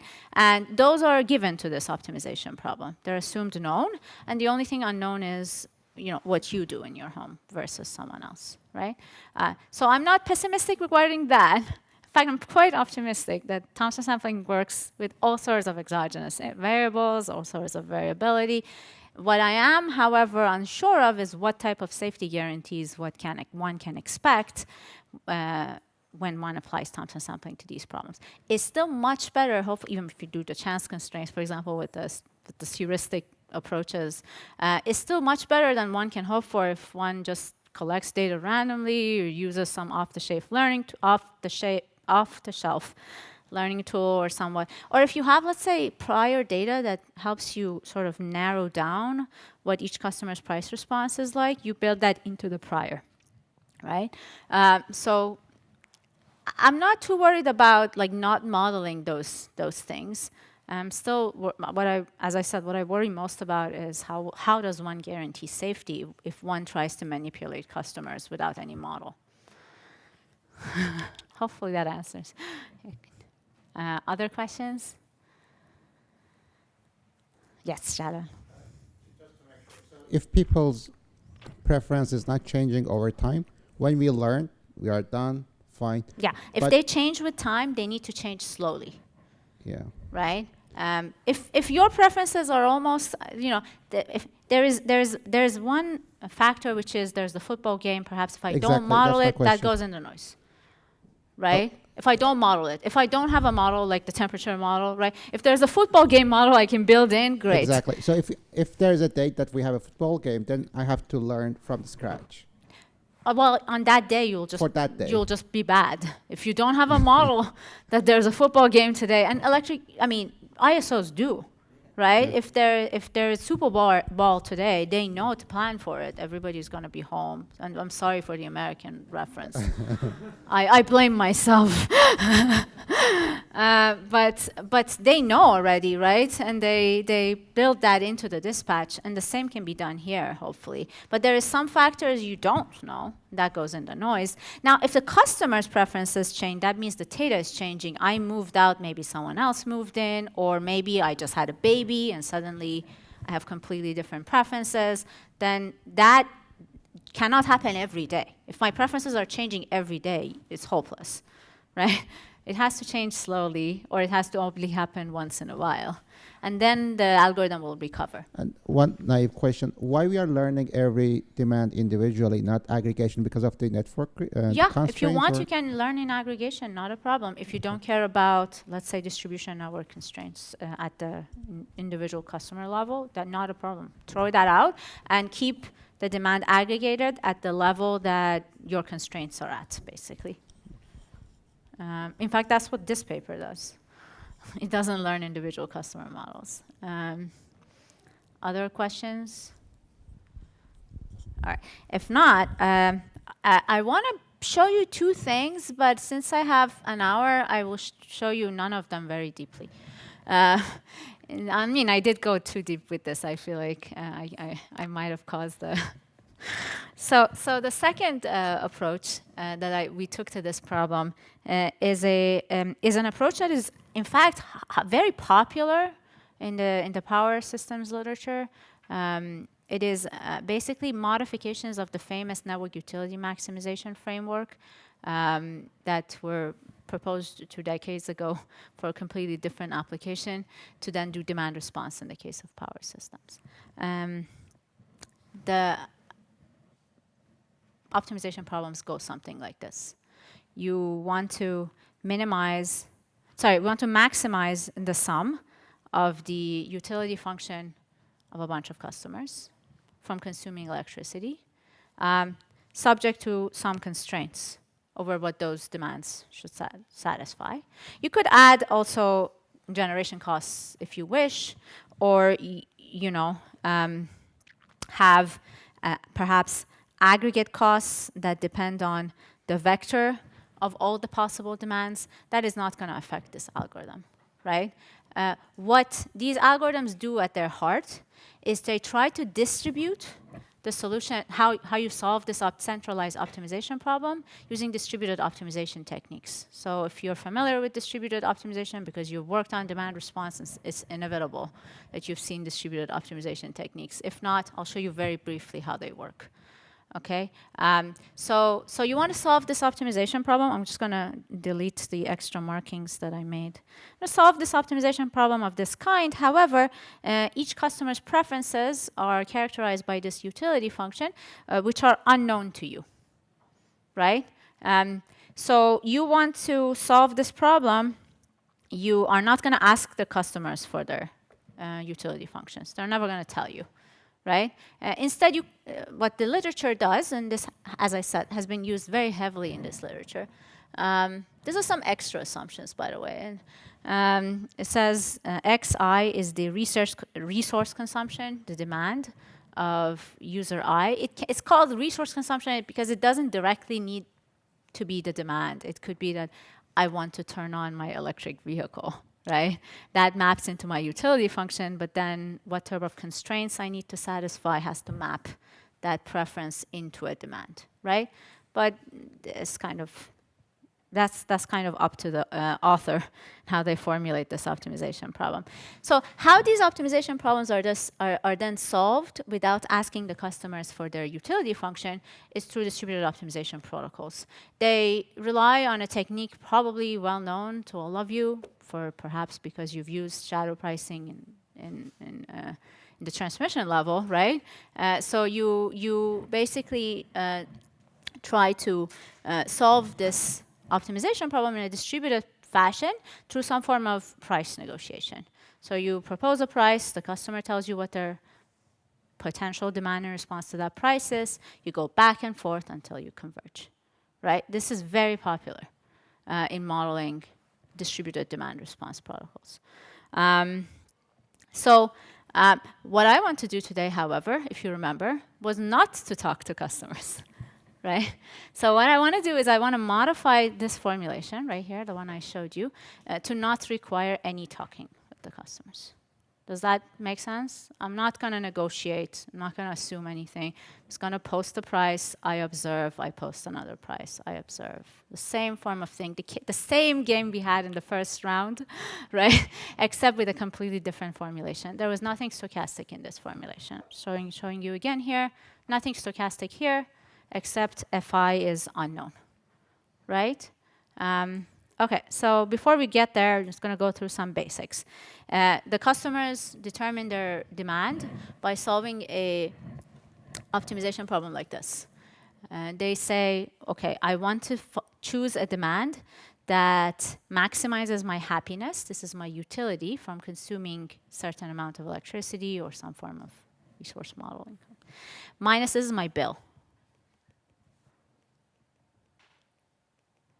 This is an inner product of a price vector and the resource consumption x, which in this case has to be the demand for the inner product to work. So that's the sum of price at each hour times the demand that hour written as an inner product, right? Does this make sense to everybody? I, as a customer, upon receiving a price, solve this optimization problem, right? This a very good model. Everybody adopts the same model. Assumes, of course, all the concerns of the customer is economic, right? Which is sometimes not true. But so remember the structure of this optimization problem, because this is the only way I can control the demand. That's the only way I can control demand. That's my constraint. But the utility functions are private.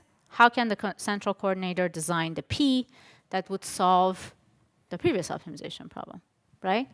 As I said, first show you how this is done typically. Then we go into what we did, okay? So typically, in these optimization problems, you have an optimization problem like this. This is, in general, any resource allocation problem.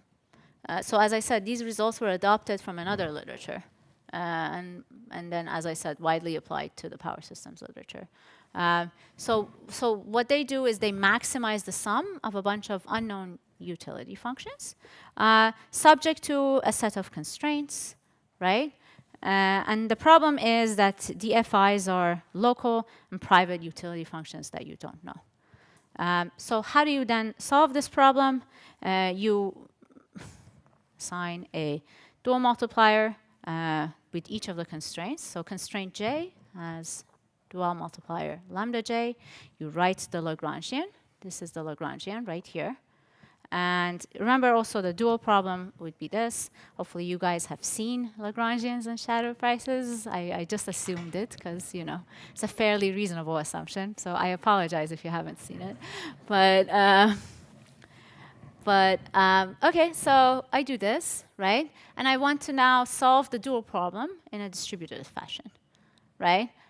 The algorithm I'm going to show you, called the primal dual algorithm, achieves this goal, solves this problem in a distributed fashion without asking the customers for their utility function fi. How does it work? It works as follows. It initializes the dual variables, or those shadow prices, at some value, right? And it sends the customer some linear combination of those shadow prices, which is exactly how the LMP is calculated, for example, right? So if you know how the LMP is calculated, it's this exact method, right? However, now each customer will then solve an optimization problem like this. And does this remind you of something? Hopefully it does. If you remember the optimization problem I just showed you before, that each customer solves maximum utility minus bill, this is exactly that, right? So this is the customer's utility, and if you assume this is the price, then this is the bill. Agreed? Okay, very good. Now the problem is the shadow prices sent to the customers were randomly initialized at something, right? So they weren't the optimal dual variable. So then the customers go ahead and send back to the coordinator their projected demand in response to the set price. This is where the negotiation is happening. So customer sends back the XITs to the coordinator, and then coordinator does a dual ascent step on the dual multipliers, right? And basically slightly changes them, right? Depending on the step size, and it performs a convergence check. So have I converged? How are the XIs that I'm getting in repeated interactions close enough to each other? That's one form of convergence check, right? If not, rinse and repeat, right? Send back to the customers, ask them what they would do in response to the set price, then update the prices again until you converge.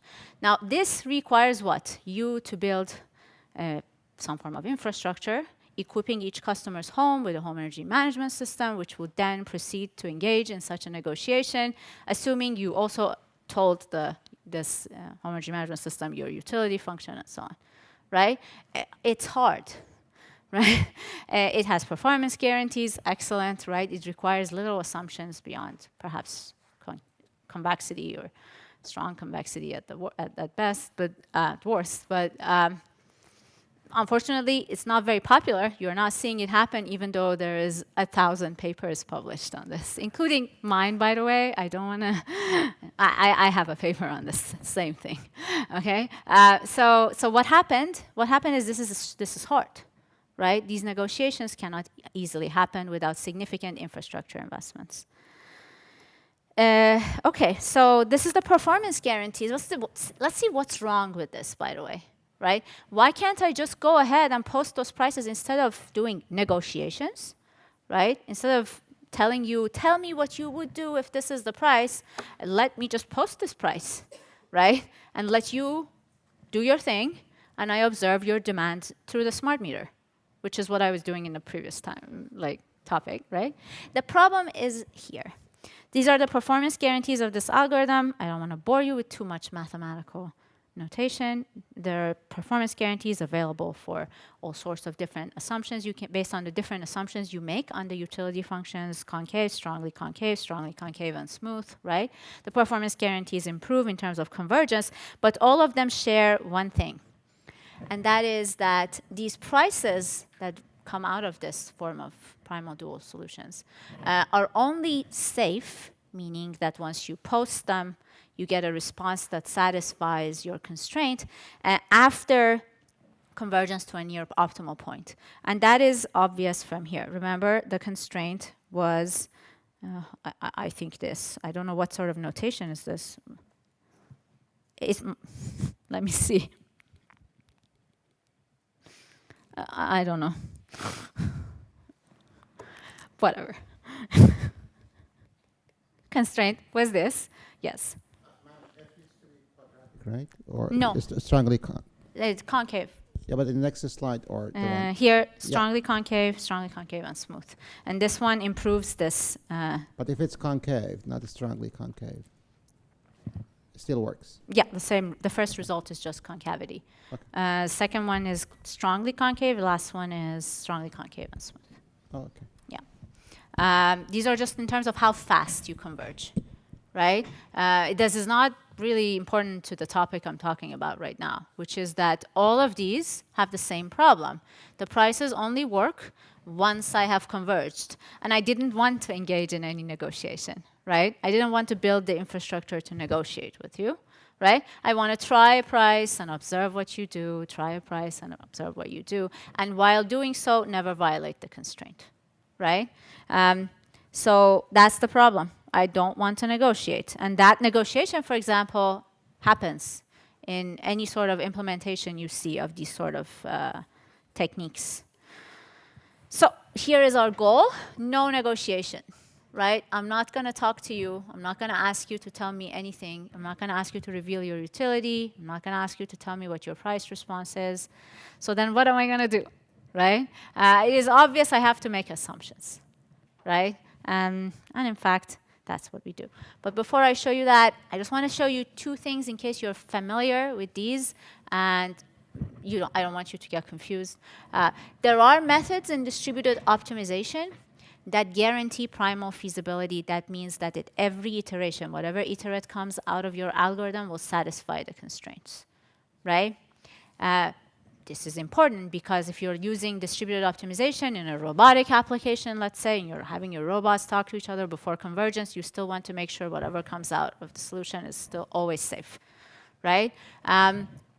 However, both of these methods, if you're familiar with them, interior point methods, which require second-order curvature information, or projected gradient methods, which are very, very popular, do something that I am not allowing. So interior point methods require second-order information, which I'm not going to ask customers for. I'm just going to interact with them through this pricing method, right? What happened? What? The interior point method?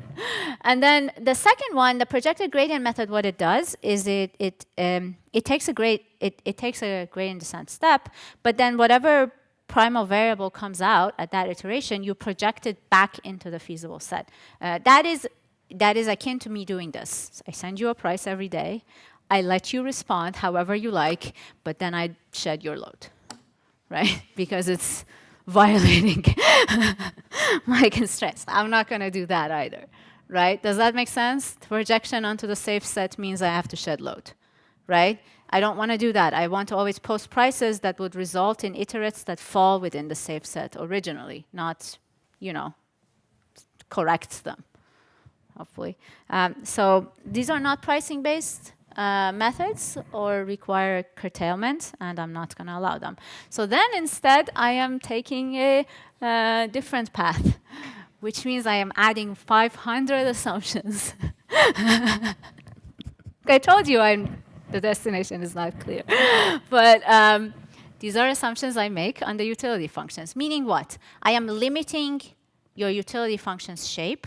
If you're not familiar with these assumptions, the structural assumptions you have to make on the shape of a function, those things I have up there, they basically mean this, right? How fast your function can change in a given interval, how fast its gradient changes, how fast the second order, like the Hessian changes, and that one is just strong concavity. I'm making all of these assumptions. All of them are necessary for my results, at least. Now, once I do this, I can just do this pricing-based, right? Meaning that I no longer need to negotiate with the customers. Instead, I'm just going to do this. I'm just going to observe your load. I'm just going to post another price, wait for you to respond according to your own thing, observe the load again, and continue. So what are my goals? My goals, number one, is safety. Always satisfy the constraints, right?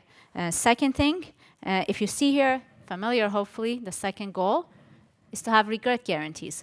Why do I suddenly need to have regret guarantees? Because I'm going from solving this optimization problem in one day through negotiations to solving this over, again, 365 days, because I am gradually figuring out what is the price to post, right? And then the last one is that I can only use pricing to affect the demand. Does this make sense, the three concurrent goals that I have? The three concurrent goals, okay. So how does the algorithm work? The algorithm tries to emulate projected gradient descent without actually performing projections, so without shedding load. How do I do this? So I say I observed some load on this day. This is my load. This is my calligraphic X, the set of safe demands, right? What I do is I do a gradient step. I update the demand, right? In my computer, not by posting a price, right? And then I project it back into a shrunk version of the set safety set. This basically allows me to have some room for error when I post a price. So let's say I set the desired demand that I want to achieve to be equal to this. So now how do I get you to have that demand, right? I need to have some estimate of your price response. So how I make that estimate is using an estimate of the Jacobian of the price response. So basically I say I have already seen what your price response is at the previous iteration to my previous posted price. And let's say I do have an estimate of the Jacobian. I don't, but let's say I do. Had I this estimate available, what I could do is I say, well, I'm just going to post the next price, which is this guy, to satisfy this equation. It's just, right? I don't have this estimate of the Jacobian, but let's say for a minute I do, then this is the posted price at the next iteration. However, in order to do this, I need an estimate of the Jacobian, right? And the reason I allowed this error over here because my estimation of the Jacobian is going to be erroneous, right? How do I estimate the Jacobian? This error over here is when I observe the price, there's actually going to be a difference between this first-order Taylor expansion of this function versus the reality, right? And that second-order effect is captured by this error over here, right? So how big is that second order effect, and how do we estimate the Jacobian, right? This is the technical challenge of this. So how we estimate the Jacobian, well, let me tell you first how we estimate the Jacobian. The algorithm, by the way, why is it a Jacobian? There is 24 hours in the day, and there's 50 of you, right? So that's why you're estimating this Jacobian matrix, right? And what I do is the algorithm proceeds in phases. So one day, what I do is I post a price, which is from the previous slide. The second day, I slightly vary that price along one direction. This still contributes to my regret. This contributes to my performance. But I slightly modify the price along only one direction, one chosen direction, which I'm rotating, so 1 hour of the day, right? Only 1 hour of the day, I slightly change the price. And then I observe the demand after that slight change, and that allows me to estimate the Jacobian using this simple linear estimation, right? So this is erroneous, right? And the error will contribute to my performance and my guarantee how much do I have to shrink the safe set in order to make sure that it's safe, right? So once I do this, this is 800 equations I won't explain to you that tell me how to choose those parameters, how much error this will cause and everything. But the only takeaway is right here. The regret is logarithmic, growing logarithmically with t. The second thing is that the chosen actions are safe at all rounds of the algorithm. So primal feasible demands, meaning whatever demand arises as a result of your posted prices, will satisfy your constraints.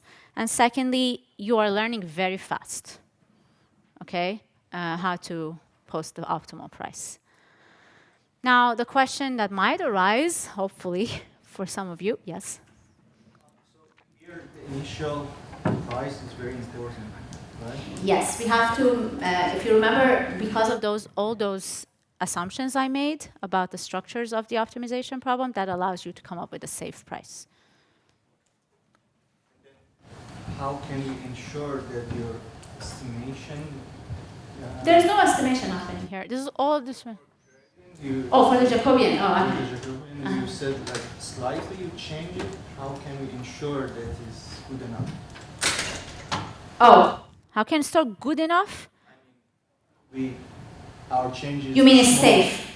Yeah. Because it was by setting this delta t correctly. Yeah. So by setting this delta t correctly, we make sure that whatever errors arise as a result of the error in the estimation of the Jacobian still don't lead to violations of the constraints. For the first iteration, we have to check it and continue or something? Until forever.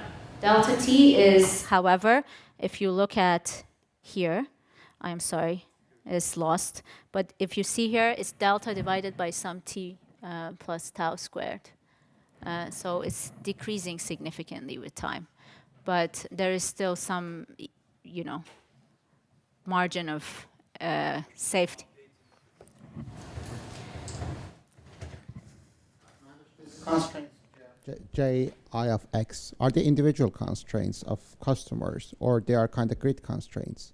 They are grid constraints. The customers' constraints are implemented or can inside be inside. Yeah, the whatever is here is the constraint that ties the customer's demand together. Okay. So that is typically the grid. Yeah. I see. At least that's what we care about here. Yeah. How do you choose the initial delta? Because I mean, Theta. Delta. Oh, delta. Because the delta t obviously changes over time by adjusting, but you have to choose the initial delta once, right? Oh, the big delta, you mean? That appears directly, I think. That you can calculate as a function of all the constants, the Lipschitz constants. But that also, I think, appears... Well, sorry. Got lost in my own slides. That was on here. Let's see. Yeah. This for some delta greater than 0 is a function of all those Lipschitz. Yeah. Other constraints? Other questions? Constraints. I'm sorry, I'm 12 hours jet lag. All right, cool. So now instead of showing you this, I want to show you the second thing that I wanted to show you. I told you I won't go very deep into this. It's just if you remember, I said I'm going to take two viewpoints of this problem. One was stochastic, one was deterministic. The deterministic one was closer to what was in the literature, right? In terms of modeling demand response, typically it's through these distributed optimization formulations. But it requires a lot of assumptions on those utility functions, and those utility functions are honestly, in my honest opinion, already crazy in terms of, how do I come up with a utility function? Like if you ask, if I had a home energy management system and the poor thing had to design a utility function to capture my preferences, I feel bad for the home energy management system designer, right? I actually much prefer the first formulation with the parameterization of the price response with some form of parameterization of your choice. Now, if you, let's say, collaborate with a social scientist, behavioral scientist, perhaps you can come up with much better formulations of the parameterization than the one that I picked here randomly, right? But I think that actually is much more amenable to use than, let's say, these utility-based formulations, which are, as I said, very popular. I am myself an author of several papers that has adopted this framework. But as I said, I'm recently more in favor of those second method. Any questions about this before I show you something completely different? Yes. So in your first method, you showed us how we can learn consumers' preferences, utilities. In the second one, we are saying that no, the utilities are private, and let's try to find negotiation for the price. Yes, yes. And assume that utilities are private. But in the same way, by this back and forth prices during the negotiation, we will learn their utility, right? Not quite. How do I figure out your FI from? I'm taking the, I'm calculating. Yeah, you're right. You won't quite learn it at every point. Yeah. Yeah, you will learn it at certain points where you're posting the price and estimating the Jacobian and so on. Exactly. Correct. So you're right. It's similar. Yes. In terms of how you view the problem, you're adding structural constraints to the shape of these price response through different viewpoints, right? To make sure that you can learn and be safe. Because how can you not have assumptions and be safe? That's crazy, right? So, but I just don't know what sort of formulation would be the ideal, let's say, for this problem. Yeah, but saying that the algorithm keeps demands information private, maybe it's not. It is not true. It's not true. Which is why all this recent work on differential privacy and so on are really hot. And even with those differentially private distributed optimization methods, the claim is they're not really differentially private, if you're familiar with differential privacy. I think maybe there was a lecture last year on it I saw on YouTube, yeah. So you're correct, yeah, they're not really private. So, but the first method had no claim of privacy. I was figuring out your price response anyways. I'm doing something on privacy, but it's even less prepared for presentation than this. So, this I wanted to show you actually before I move on. If you remember, I told you how the utilities of the function of the customers are allowed to change. This is a paper we have appearing in a month in L4UC, which allows these utilities to change with time, as long as the amount of change that's happening is bounded at each iteration. You can still guarantee safety and have regret guarantees. So meaning your customer utility functions can change with time and it still can design the price. Does that make sense? Sorry, too much math, but hopefully the message is clear. Okay, cool. Other questions? No? Good. So I have 25 minutes, Jalal, right? Yeah. I don't? Tell me, it's okay. You have, I don't need it.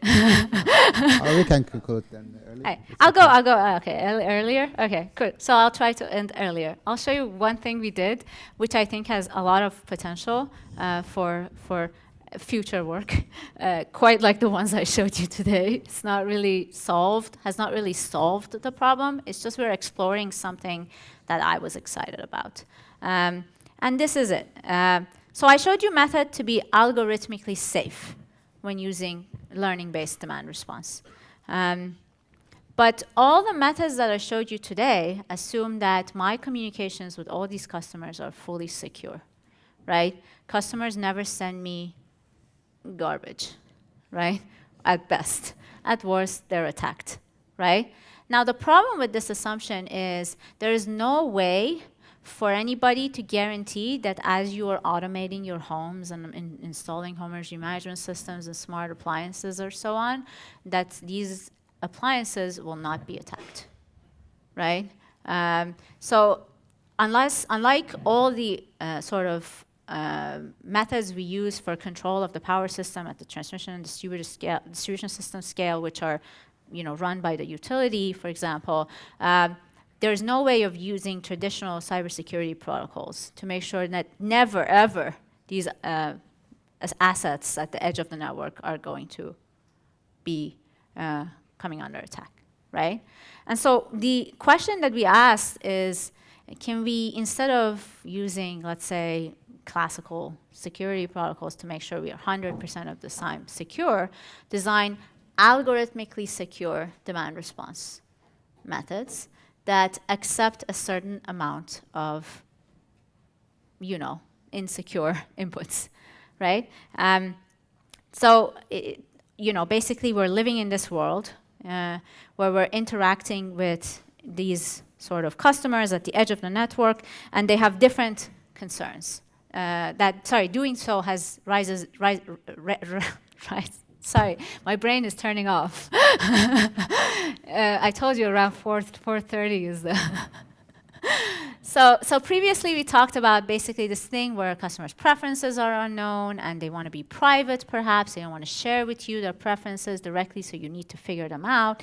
I want to talk briefly also about this aspect of security, right? And how do we basically allow grid edge resources to exist but not be fully secured, right? And still be able to come up with dispatch solutions that are not crazy, right? So in order to motivate this, I'm going to adopt the same optimization problem I showed you before. It's a slightly different notation, and you'll see that reason very quickly. So this is a customer solving this resource allocation problem. Theta I is the resource consumption of each user, their demand, right? And that demand in aggregate has to satisfy some constraint, right? There can be many of these constraints, so you don't need to add up all the customer's demand. This is just for brevity of notation, that I added up all the customer's demand and said the constraint applies to the aggregate demand. You can have different sets of customers under different feeders, let's say, have individual constraints, right?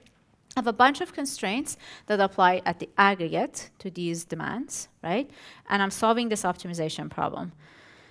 And I already showed you that a distributed solution to this problem, which is popular, requires the customers to send their demand to an aggregator or a retailer who would then update the price, right? And so you would need to communicate to the retailer the sum, because n is known, the sum and the average are the same, right? N is known, n is the number of customers.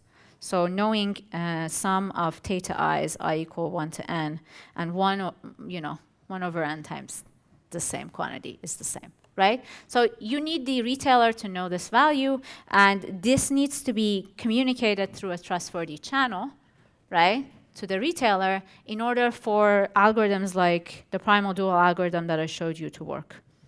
So basically, the customer communicates their demand. This is my potential demand. The retailer updates the price. This is the update of the price. I'm not going to bore you with the notation. And then you go ahead and alternate gradient descent, dual ascents, until you converge to the optimal price. Requires the retailer to know exactly what each of you will do in response to a certain price, and all the communication channels to be trustworthy, right?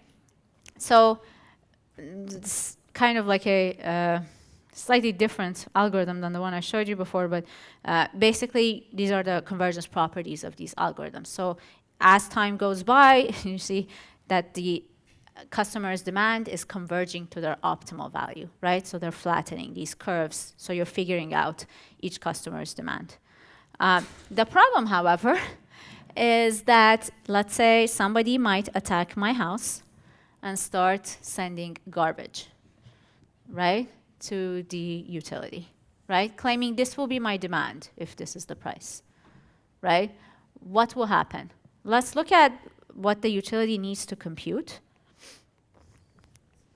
right? Some form of sum or some matrix multiplied by theta, whatever, right? And if let's say one of us is attacked, right? Let's say the average is really 85, right? But I'm just going to attack one of the 100 customers under this feeder and just communicate 10,000, right, as the demand of that customer, right? That's allowed, right? What's going to happen to this algorithm? This is basically a mathematical model for I just showed you. There's a bunch of customers that are communicating adversarial messages to the central coordinator, right? That's what this models. It says that there is a set of honest agents that are communicating their true demand, and there's a set of adversarial agents that are communicating not the true demand of the customer, but some adversarially selected value to break the algorithm, right? So the average resource consumption clearly will not be correct. In fact, then if you design prices naively, they can be very wrong. So here is a implementation of the primal dual algorithm, the one I just showed you. If I don't do anything, I just allow one of 1,000 customers to be hacked, and their device start communicating, you know, adversarial messages, right? The algorithm failed immediately, right? So what can be done, right? The reason I got interested in this line of work is because there were thousands of papers being published on basically making these distributed and decentralized optimization problems that are very popular in the machine learning and control literature, making them Byzantine robust. The Byzantine attacker is the adversarial attacker that takes over the device and can communicate carefully designed messages to break the algorithm, right? Now, none of these, however, could be applied to the resource allocation problem I just showed you. They're fundamentally different in nature in terms of the optimization problems they looked at than the resource allocation problems we looked at in the demand response literature. So we looked at how to design a robustified version of the demand response literature, which can, you know, not fail in response to such, you know, natural cybersecurity constraints, right? Yes. That the attacker knows the price-making algorithm? You allow the attacker to know everything, and still guarantee safety. Calculate Adversarial means, yeah, fully aware of what everything in the algorithm. Yeah. One, do you set bounds for the upper and lower limit of what they can bet? Yes. Okay, I'm guessing that. Yeah. So the demand of each customer. No, actually, I think we don't. We allow bounds on. No, we allow bounds. Yeah, we assume that there is a bound on the total. Like I don't allow you to announce that you have a gigawatt hour of consumption. Yeah, definitely. Or I don't say I'm willing to pay $1 million for a watt, for example, like an absurd amount of money. So the negotiation is this. Here is the price. What would you do? You say I'm going to consume a gigawatt hour, right? There's a bound on how far you can go in terms of lying. The second thing is, how many customers do you have, really? Because if you have one customer manipulating, but if you have thousands of customers, is it really that sensitive? Yeah, I mean, well, the example I gave you was extreme, right? Because you have bounds, you're right. But even with 5% of the customers, let's say they use the same device and they all came under attack today, right? Then it will fail. I see. Yes. Thank you. Of course. So what makes the distributed resource allocation problem different from the problems I showed you before is two things. One is that individual customers have different utility functions. That doesn't appear in the other papers that I showed you. And the second is the safety critical nature of the problem, right? Meaning that whatever I do, whatever robustification measure I implement, I still need to make sure that I never violate the safety constraints of the network, right? And so these two mixed together made the exist at the time of the publication of this paper, made the existing literature not applicable to this problem. So the problem is two things. When a customer starts communicating garbage to me, they're still consuming electricity in their home, right? I just don't observe what they're doing. So I lose observability on the customer's actual demand, right? And that can cause violations, right? That safety critical constraint is this, right? If I lose observability of 10% of the customers, right, what's going to happen? How can I still ensure that my dispatch decisions, my price design, or whatever you want, is safe, right?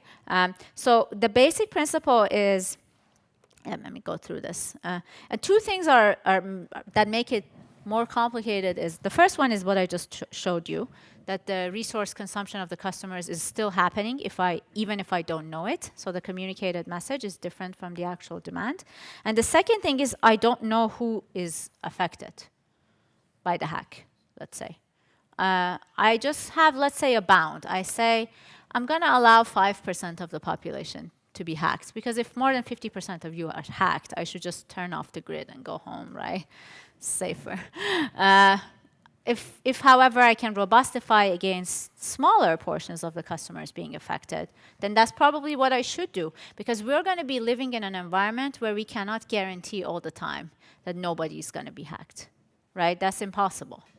And so that's what this work does. It's going to assume at most alpha 1 portion of the customers are compromised.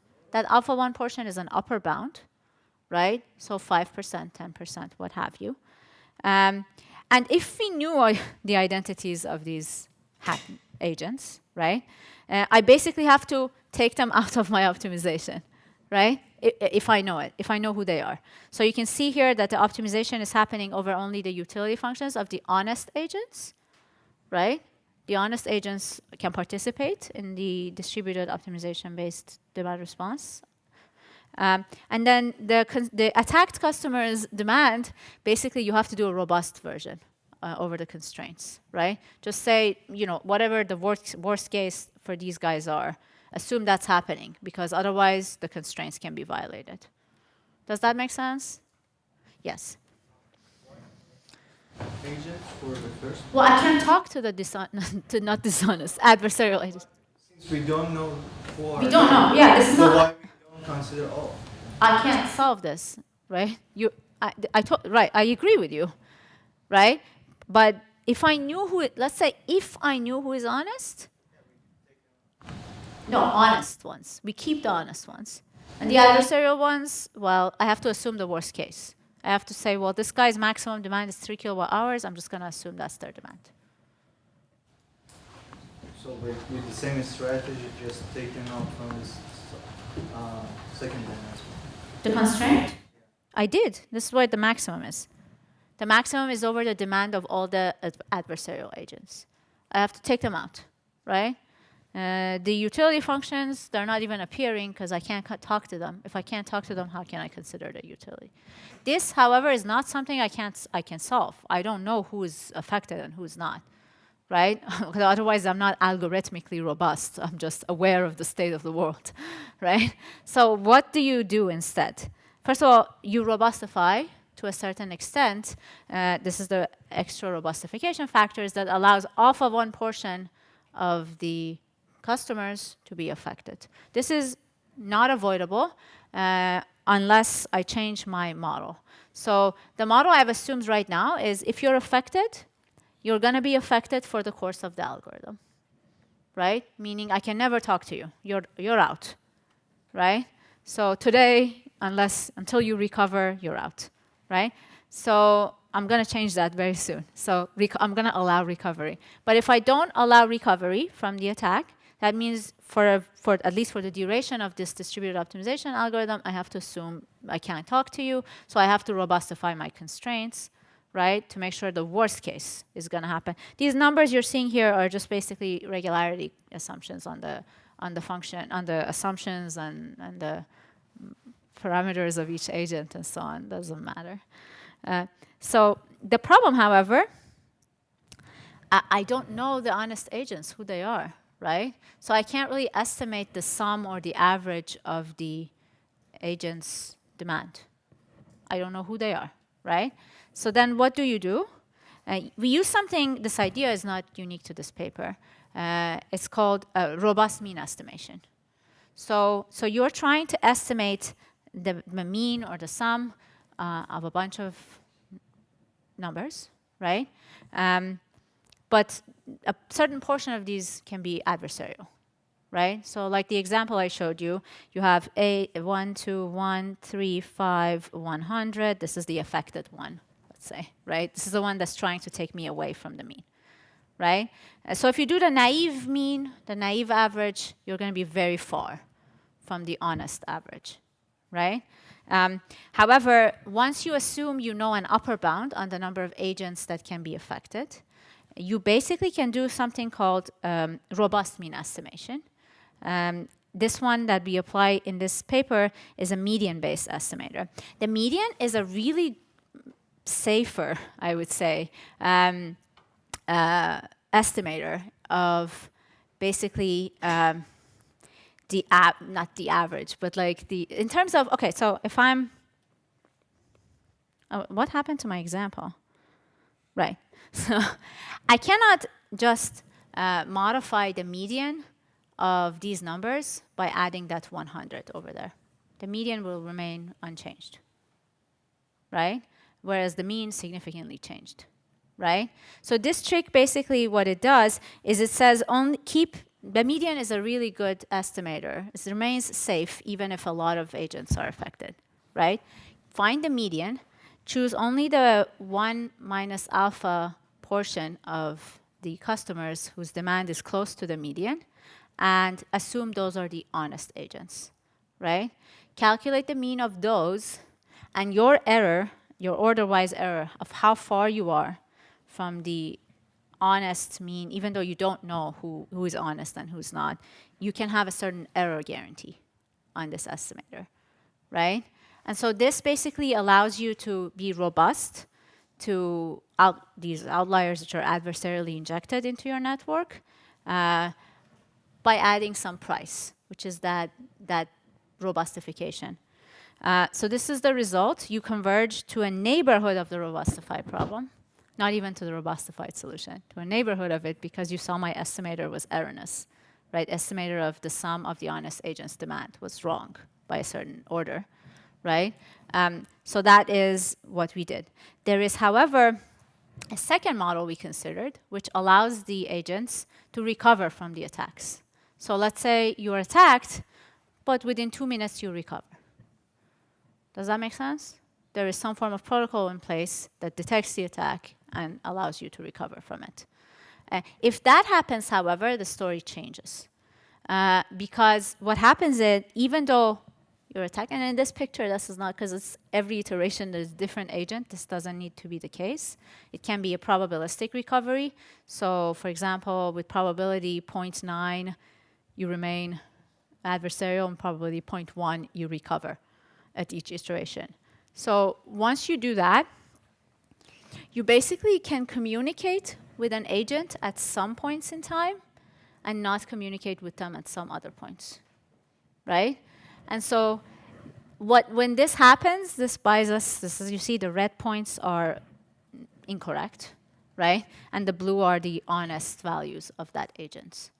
So what we do is then, this is useful, corrupt, okay, great. And then in this specific paper, we assume the corrupt information is bounded by a certain amount. We have another paper that has the probabilistic recovery model that I showed you. Then the solution we apply is that we do two forms of averaging. We robustify over time, and then we robustify over the agents. Does that make sense? You're basically looking at what is the past things this agent has communicated to you, and you're doing a robust average over those. And then you're doing a robust average over all the agents' communications. And that allows you basically to weed out those adversarial injections into the communications. They were corrupted No, before. no, yeah. Everything is just it's just algorithmic. It doesn't figure out anything in the end. So in the end, it won't know who was who was attacked, who wasn't. Right? Everything is algorithmic, and this algorithm, in fact, geometrically converges to the optimal solution of the original problem. It doesn't require any robustification. It can just converge to the optimal without any robustification, because you talk to people at some point. Right? So with each one of you, I will surely communicate at some point, right? And so you can figure out what your real preferences are at some point. And so this is nice. So what did I want to show you? Oh, yeah. And the second thing what it enables you to do is it allows you to also have equality constraints, because robustification of equality constraints is impossible unless you have ancillary services or some form of reserve, some kind, right? You can't add a margin here to the demand equals supply constraint, right? But if you have the second method where you can talk to everybody at some point in time, then you don't need robustification, and then you can converge to the optimal demand response solution without any need to robustify. So this was something we worked on, sort of initial work, which was honestly inspired by the demand response problem, because nobody can guarantee that every grid edge resource can be safe, but can be secure, but a lot of people are arguing for distributed optimization being used for control of grid edge resources. So can we make sure that these algorithms can be safe regardless of the fact that the resources they're communicating with are not 100% secure? That's the question we asked. I'm not quite sure that we're finished with it, but it was, I think, I liked it, so I thought maybe I should briefly mention it to you today. So I talked a lot, Jalal, I apologize, but thank you, everybody. Oh, references, and these are my two students who did all the work, and I'm standing here talking a lot. So thanks to them. Thank you so much, Mahnoosh. It was great. Maybe one only last question. Anyone? Big picture question, maybe? People just want to run. Yeah. I understand. Thank you so much. Also, I see that you are now tired after, also 3 hours of talking. I'm sorry. Good. Let's thank Mahnoosh one time more, and